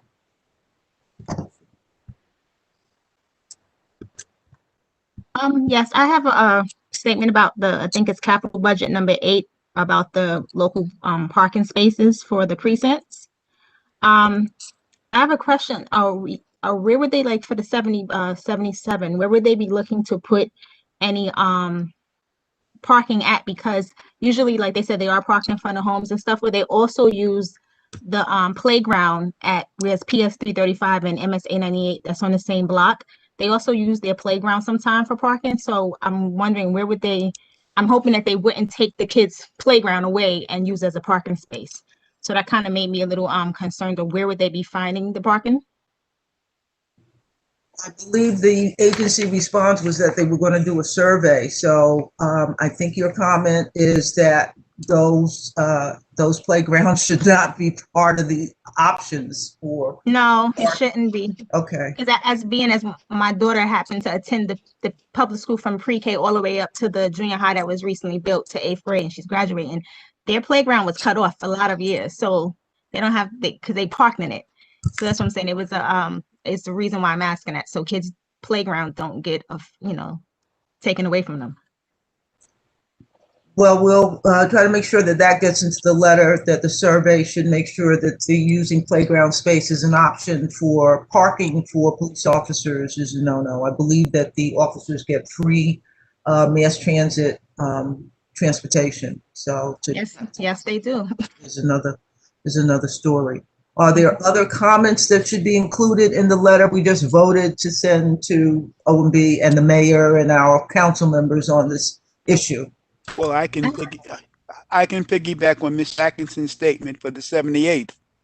There's the Dean Street playground, and there's also other parking there. But at the risk of losing playground space, that would be a major problem. Thank you, Mr. Atkins. So we're moving through this. I would add to that around the 78th precinct in response to Mr. Atkins' concern for the playground. There was allocation of parking in this new construction, and the PD individuals are not choosing. They're choosing not to use it. So that's what I thought I had seen. But go ahead, James. It's going unused at this time. Their other concern with the 78th precinct parking is that it's not just the 78th precinct. There are multiple units housed in that building, and so the commanding officer doesn't have oversight of all the different units and therefore can't make any mandates for the actions of the staff. And what about the fire department? Well, that's a whole other story, but still adds to the same problem. That's why I'm trying to suss it out, because if NYPD, if there's the fire department, and then there are other units, then there needs to be a holistic solution, because now with all the housing going up there, and with the proposed middle school, and all the other things that are going on, that could have and should have been thought about a long time. If they took away. Mr. Atkins, I'll also respond that HPD project that's being proposed, there's 2 lots there that are city-owned that are being disposed of through an HPD RFP. Those are also opportunities for parking. And this is a policy, not a budget solution. So it's not germane to tonight's discussion. I agree with everything Mr. Atkins has said, but it's a policy question, not a budget question. So we have city council here. I'm sorry, Mr. Atkins. I'm glad you brought up the fact that there are a number of agencies involved here. So the letter that will go from the board with your comments should go to multiple agencies who are misusing the space that's available to them for their workers to park their private vehicles. I believe that's the complaint. It's private vehicles you're complaining about. Okay, just wanted to be clear on that point. So we're gathering more comments to go into the budget request response to their responses, and I thank you all. Are there more questions? Yes. Comments we should be gathering? I had put it in the chat, but it's pertaining to capital budget number 2 about the Go ahead, Lisa. thing. And I know I said it, and when I first was introduced, I did make a couple of statements about it, but I see it wasn't brought to attention on any of this. But I did say that yes, I'm very much for finding affordable housing for the low income and our seniors. But I also feel like they're leaving out people like me who's considered a family of 2 of moderate income. I'm stuck where I'm at because the affordable housing that they keep placing out, they'll make these small amounts for the low income, and then they have these other amounts for the higher level incomes. And a lot of people who are city workers who fall into these ranges, we're priced out of moving into these newer buildings into the community that we may have lived in and been raised in and have a interest in. And we're, like I said, we're priced out. So I see a lot of things going for that, but no one is fighting for the people that also live here and support. So I think that should be making a statement that when you make these housing lotteries, that you also consider the people like me and many other people that are city workers that support and supply, different needs to the areas that we live in. So it's something that I think should be placed into there, not just low income, not just seniors, but you also have the people that will continue to improve your neighborhood like me, instead of me moving away from the community because I'm being priced out. Thank you, Ms. Atkinson. What we're seeing is the way that the feds in the state manage the calculation of affordability. Unfortunately, they include Southern Westchester and parts of Long Island, and it drives up the calculation of the area median income. So we have to find a way to get our elected officials to have that AMI, area median income, calculated on a hyper-local basis. So the new building on Fulton that they put out for the housing lottery, they had the small for low income, and then they said the next one was, correct me if I'm wrong, I think they said 150% of the income of over the I think you said the AMI. So they literally went from low income down making 20,000, 30,000 for a family of 3 to making 90,000 to a family of 1. Like, so that's what I'm saying. Like, where are the people in the middle? I understand, and I commiserate with you. The MIH requirement that the current mayor put out will likely be changed with the Speaker Corey Johnson's proposal for planning together, which I hope we'll be able to discuss at the March land use meeting. And we'll be tackling these things with the help of our state and local and federal representatives, if we can get them to come to our meetings and listen to our recommendations for calculating the area median income on the area where we live. Okay, so that'll be one thing. District Manager George, let me know when you're ready to move on to the remainder of the committee reports. If we've gathered sufficient comments for the budget request responses, now responses to the responses. So any response we didn't get tonight, they can email us, email the board until next week, Wednesday. Responses to the agency, we need comments on the agency responses to our requests, not new requests. Agency responses to what we've already submitted. That's what we're looking for. So now we're ready for committee reports.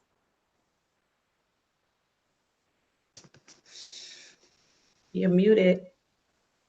You're muted, Ms. Tyus. I'm flapping my lips and nobody can hear me. I'm sorry. Just before we go into the committee reports, I want to give our member, Marva Henry Brown, an opportunity to make an announcement about what she's doing with her life. Are we doing a public comments and announcements before committee report? Just one. Okay. Ms. Henry? You have to unmute yourself. Unmute yourself. You can't unmute yourself. There's a little microphone at the bottom of your screen. Hit your space bar. Hit your space bar. She's unmuted. I unmuted her. Now she's muted. Now she's unmuted. Now she's muted. Now she's unmuted. Okay, well, we'll try again. We can't hear you. Okay. Okay, we're going to move on to the committee reports, and we're going to start with education and youth. So the Youth and Education Committee met on Tuesday the 9th. We are currently working on a series of events for youth in our community. Right now we're focusing on high school age students, and we're starting to plan that event. We're looking at April, May, and June for the series, focusing on careers in technology, non-traditional careers, as well as personal finances for youth.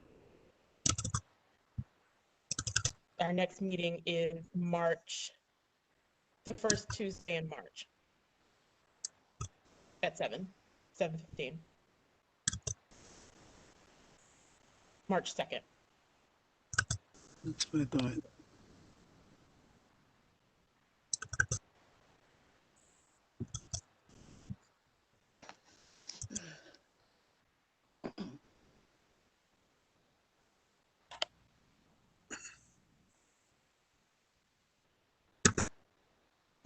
Okay, thank you very much. Our next committee report is Environment, Sanitation, and Transportation, EST. Hi, good evening. We had a great meeting in January. We had a couple of good topics and a couple of good civil servants who came out and spent their time with us in the evening to inform us about a couple of projects that are happening imminently on a couple blocks in Prospect Heights with a water main replacement. And next summer, again, the Open Streets revamp, not only Open Streets restaurants, but Open Streets. We will be seeing those come again from DOT. So if you have a block association or a merchant association in an avenue and you want to get your attention to DOT about maybe having some open streets going on your block, come to our committee meeting and talk about that with us. We have some good things to share with you about that and good people we can put you in contact with. Our next meeting is possibly this February, but more probably in March. We have yet to finalize that, so stay tuned and watch the email. Thank you, Mr. Witherwax. Moving on to the Health Committee. Good evening, everyone. This is Tamika Gibbs, the co-chair of the Health Committee. Our last meeting was held on January 21st. We had a presentation by our very own Kimberly Watson, who on adolescent and child trauma. We're focusing on mental health. We're starting our series of presentations on children first. Very good meeting. We're not having a meeting for the month of February. Our next meeting will be the third Thursday of March via WebEx. Check the calendar for our next meeting. We hope all will come out because we have a very good lineup of presentations for the entire year. Thank you. Thank you, Ms. Gibbs. You're welcome. We have next the Housing Committee with Ms. Granville.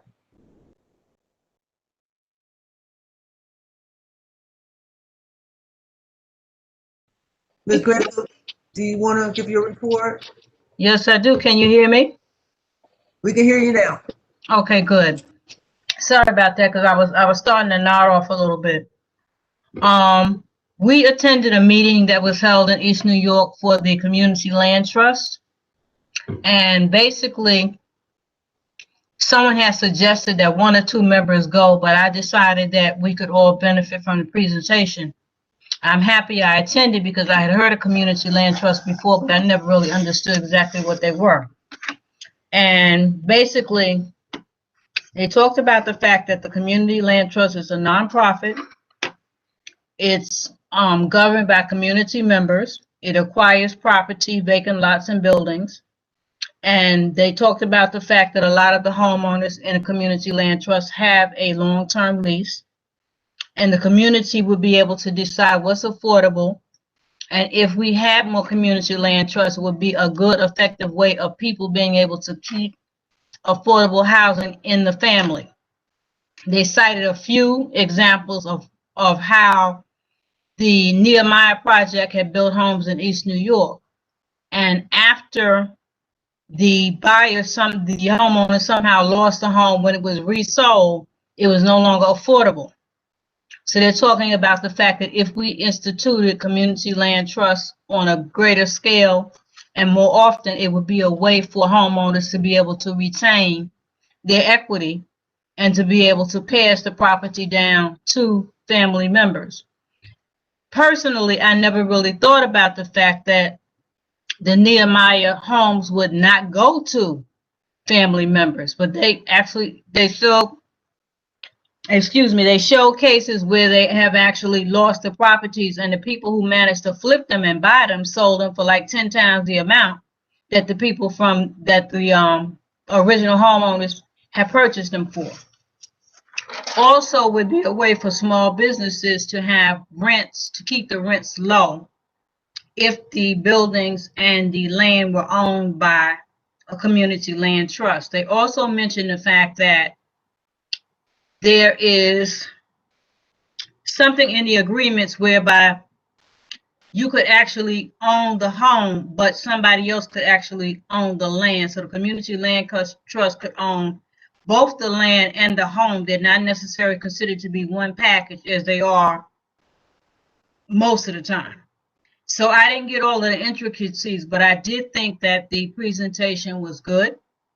I thought it was very interesting. And it was attended by a number of people who live in East New York. A lot of people showed interest in community land trust. And I was also pleased to hear that this was something that had started a number of years ago in Georgia. And one of the reasons why it was started was to give people of color an opportunity to actually own their own homes and to own their own land. So basically, that's my report.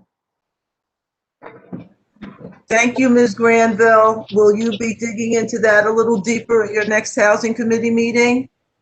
We will definitely discuss it, and we will try to. And I understand that the group also meets like once a month, and they actually take they do presentations that go further into detail with different facets of community land trust. So I think it's something that's worth exploring, and it's a definite alternative to all of this craziness that we're experiencing now with the prices on everything going up. So definitely. Thank you, Ms. Granville. I do want to mention that we finally got a response from HUD for our request for free Wi-Fi in our NYCHA complexes. And they referred us to 3 different sources of free Wi-Fi that people can apply for either individually or through the NYCHA complex. And that those information links will be posted in the resource section of the community board's website. Okay. All right. Thank you. Thank you. So the next report will be from Parks. I don't know if Ms. Andrews is with us. Yes, I am.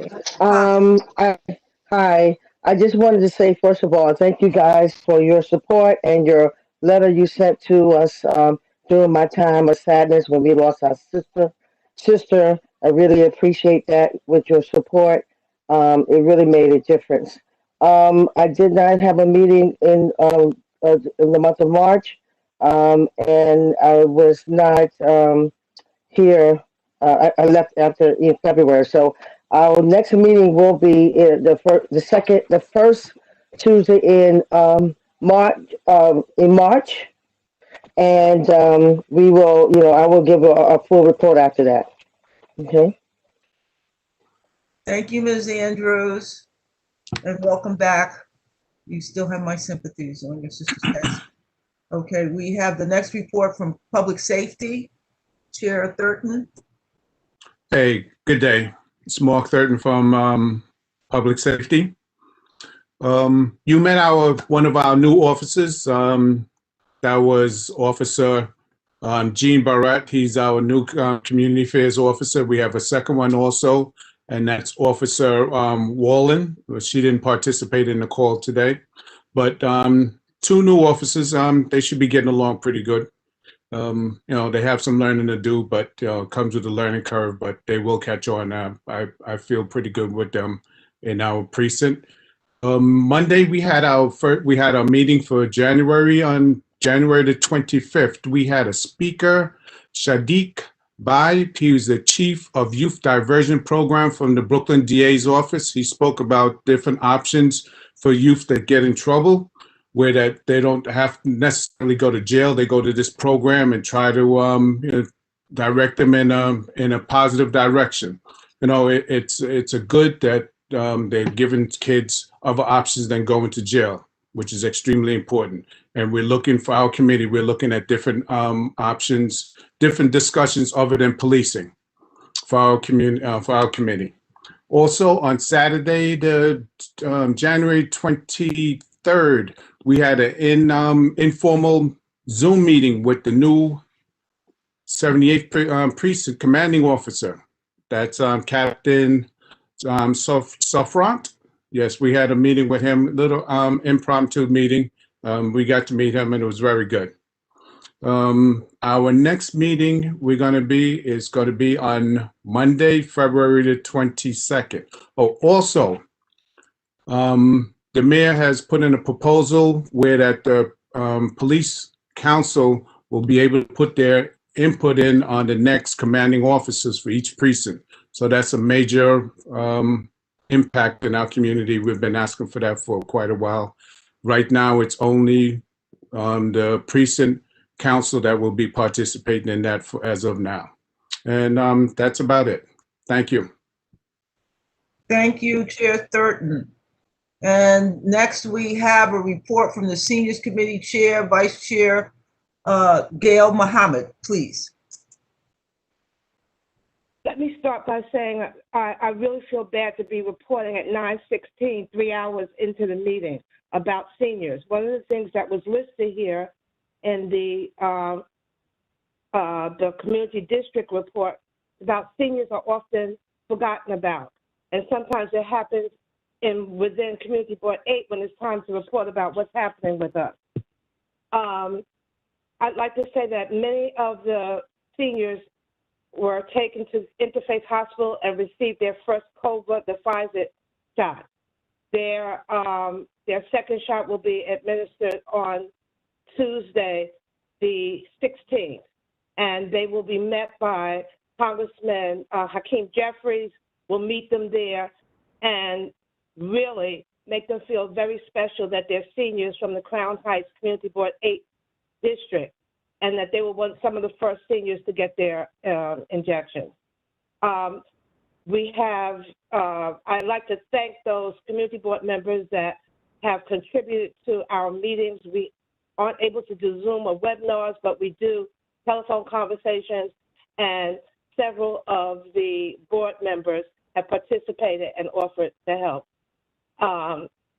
We have Women's History Month coming up next month. I understand that there's a community board member that also wants to do a presentation, and we welcome your commitment to the seniors in our community.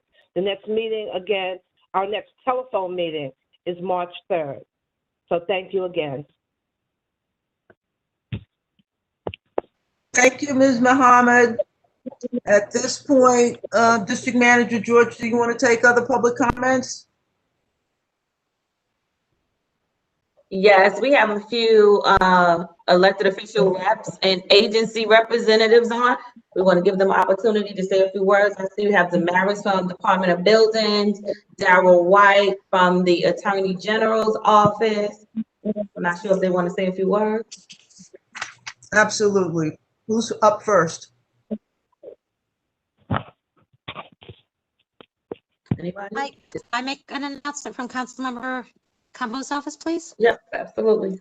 Hi, good evening, everybody. My name is Myrna Lipkin. I represent Majority Leader Lori Combo, Senior Constituent Manager. Good to hear everybody tonight. I'm glad everybody's well. Very quick, I know it's been a long meeting, just a couple quick announcements. Discretionary funding for expense application is up on February 16th. We've had a few workshops on this, so hopefully everybody's ready. And again, the application deadline is February 16th. If you have any questions, our budget director is Tahira Maynard at our office, and her email is tmaynard@council.nyc.gov. Next, I just want to mention that pre-K deadline is February 14th. So that's an important date to keep in mind for our young parents. And lastly, I'm sure many of you heard about the vaccine rollout that will be taking place at Medgar Evers College. That will be coming online, hopefully, we've been hearing from the governor's office on February 24th. So more on that. Stay tuned, but those are the three main announcements. And I did want to mention quickly, yes, the rent has been pushed off. Yes, there's a moratorium until May at this point. If anyone needs any resources for rent, feel free to email me and I'll send you a rent resource sheet. And my email is A as in Apple, lipkind@council.nyc.gov. Or feel free to call our office for that. Thank you. Have a great night. Thanks so much. Thank you, Ms. Lipkin. Who's our next speaker? I can go next. This is Damaris from Department of Buildings. Please go ahead. Hello, everyone. Good evening. I just have two quick things. Hope everyone is doing well and staying safe. I just wanted to announce that the Department of Buildings will be conducting outreach starting next week throughout all boroughs regarding the facade. So there's a new facade rule in effect as of February 20th. To keep buildings safe, owners of properties higher than 6 stories must have exterior walls inspected every 5 years. And they must file a technical facade report with the department. So, we're going out there just to conduct outreach, like I said, to make the building owners aware of this new rule, to avoid any fines, and obviously to push for public safety. Also, I just wanted to let everyone know that we do have a Department of Buildings newsletter. And I just want to encourage people to sign up for the newsletter, to not miss out on the latest news from the Department of Buildings. I'm going to put the link in the chat, and you can sign up directly on our website, and it'll give you, all the updates for Department of Buildings straight to your email. Other than that, I hope everyone's staying safe. If there's any questions or concerns, I'm here. I'll also have my email in the chat for anyone that, has anything they'd like to discuss. Thank you. Thank you, Damaris DOB. Who do we have next as our speaker? Is my microphone working now? We can hear you. Okay, thanks. I was responding to Mark and Sarah in the chat, but I said, let me try it again. Okay. Hi, everyone. I'm Marva Henry on the community board, but I wanted you guys to know that I practice law as Marva Brown. I've been a public defender in Nassau County, in Bronx County, and in Brooklyn for 15 years. And I just announced my candidacy for Kings County Civil Court Judge over the weekend. And so the campaign is starting. So if you see Marva Brown, that's me, who you know from the community board. And it's a position for Municipal District 2, which includes part of Crown Heights, part of Bed-Stuy, Fort Greene, a little bit of Ocean Hill. So if you vote in Municipal District 2, look for Marva Brown on the ballot. Petitioning starts March 2nd. The Democratic primary is the June 22nd date. So thank you for letting me make my announcement. I'm glad you got your your microphone to work. Thank you for letting us know. And we hope that you'll continue to participate as a board member, one way or the other. Thank you. Who is next with public announcements? Madam Chair, how are you? Darrell White from the New York State Attorney General's office. Welcome. Thank you so much. Madam District Manager, can I share a flyer? Am I able to share? I guess not. Oh. 1 second, Darryl. I have to give you the 1 second. I'm trying. So the flyer has everything to do, Madam Chair, and to the members of Community Board 8. Michael Barbosa, the Attorney General in charge of the Brooklyn Queens Regional Office, did a presentation to the Borough Board last Thursday, I believe. Last Thursday or last Wednesday? You can share it now. Okay, thank you so much. And in the interest of time, files. In the interest of time, yes.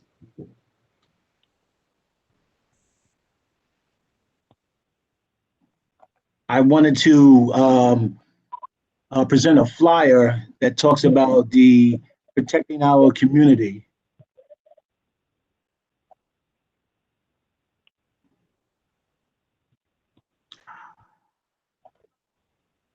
Daryl, if you could just forward it to email it to the board, I'll send it out to everyone. There you go. Okay, yeah, which was what I was going to do anyway. Give it to you and ask you to send it out anyway. And it has everything to do with again our protecting our community program. So the Attorney General made a priority to expand the outreach unit into the community. And so what we wanted to do was give you the information or tell you about the information that we have that you may be concerned about, such as deed theft, senior scams, elder abuse, fair housing issues, and that our office virtually would be open to you, and that you would just make a call to our regional office at 55 Hanson Street. I put the number on the chat already with my email. We would vet the issue or the concern that you have, and then we would virtually link you up to a WebEx, and you would be able to talk to the Attorney General in charge of the Brooklyn Queens Regional Office. I would like to actually, Madam Chair, make that presentation at the next board meeting in March, if that's possible. So then this way, I would be able to give you the full extent of of what I'm actually trying to say in the presentation itself. That sounds wonderful. We'll look forward to that. Thank you so much. I appreciate it.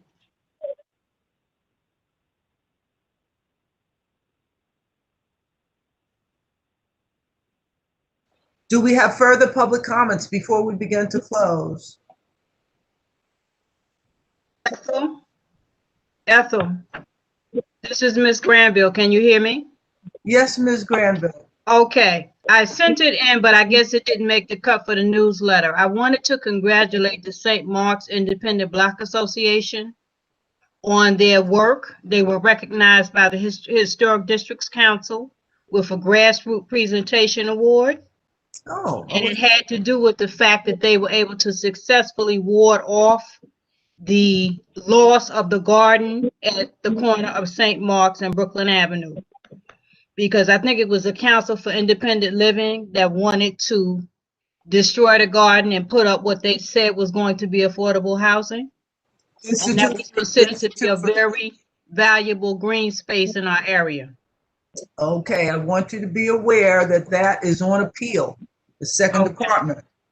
So given the COVID pandemic, the courts have been moving very slowly with everything, from Supreme Court to the appellate division to the appeals court. It's not over. I'm glad DC is buttressing them with kudos, but we can't fall asleep at the wheel. It's expensive, but unless we fight, we will be overrun. This will become a hyperdense heat island with people getting sick. They're moving all the hospitals out. We don't have any major hospitals in this district anymore. So the more they put people with low income and all sorts of problems into this community, we will have to make space and make sure that we have all the services that are going to be needed. I don't think ICL was doing that for their population. They needed that green space for the people who were already at risk for their health, and they were going to take it away. So thank you for letting me know that, letting us know that. Any other comments? I just wanted to recognize them because very seldom do you hear of a group that is organized and got together like they did. And I just wanted the community to realize that that's the kind of thing that can be done. Like you said, it's not a permanent stop, but it was a very effective way that they got together. And I'm very happy that you were able to assist them in that effort. We work together. We work together. Next one's coming up, and we can talk about that at the next meeting. Are there more comments for tonight? Hearing none, I ask for a motion to close the meeting. Motion to adjourn. Second. I don't think we have to call the roll. No. Thank you all for I coming. want a full roll call. I thank you all for coming. And the next housing committee should be lively, since we'll be looking at Council Speaker Corey Johnson's proposal for every 10 years, rezoning the entire city. So come on down. See you then. Good night, all. Good night. Good night, all. Good night.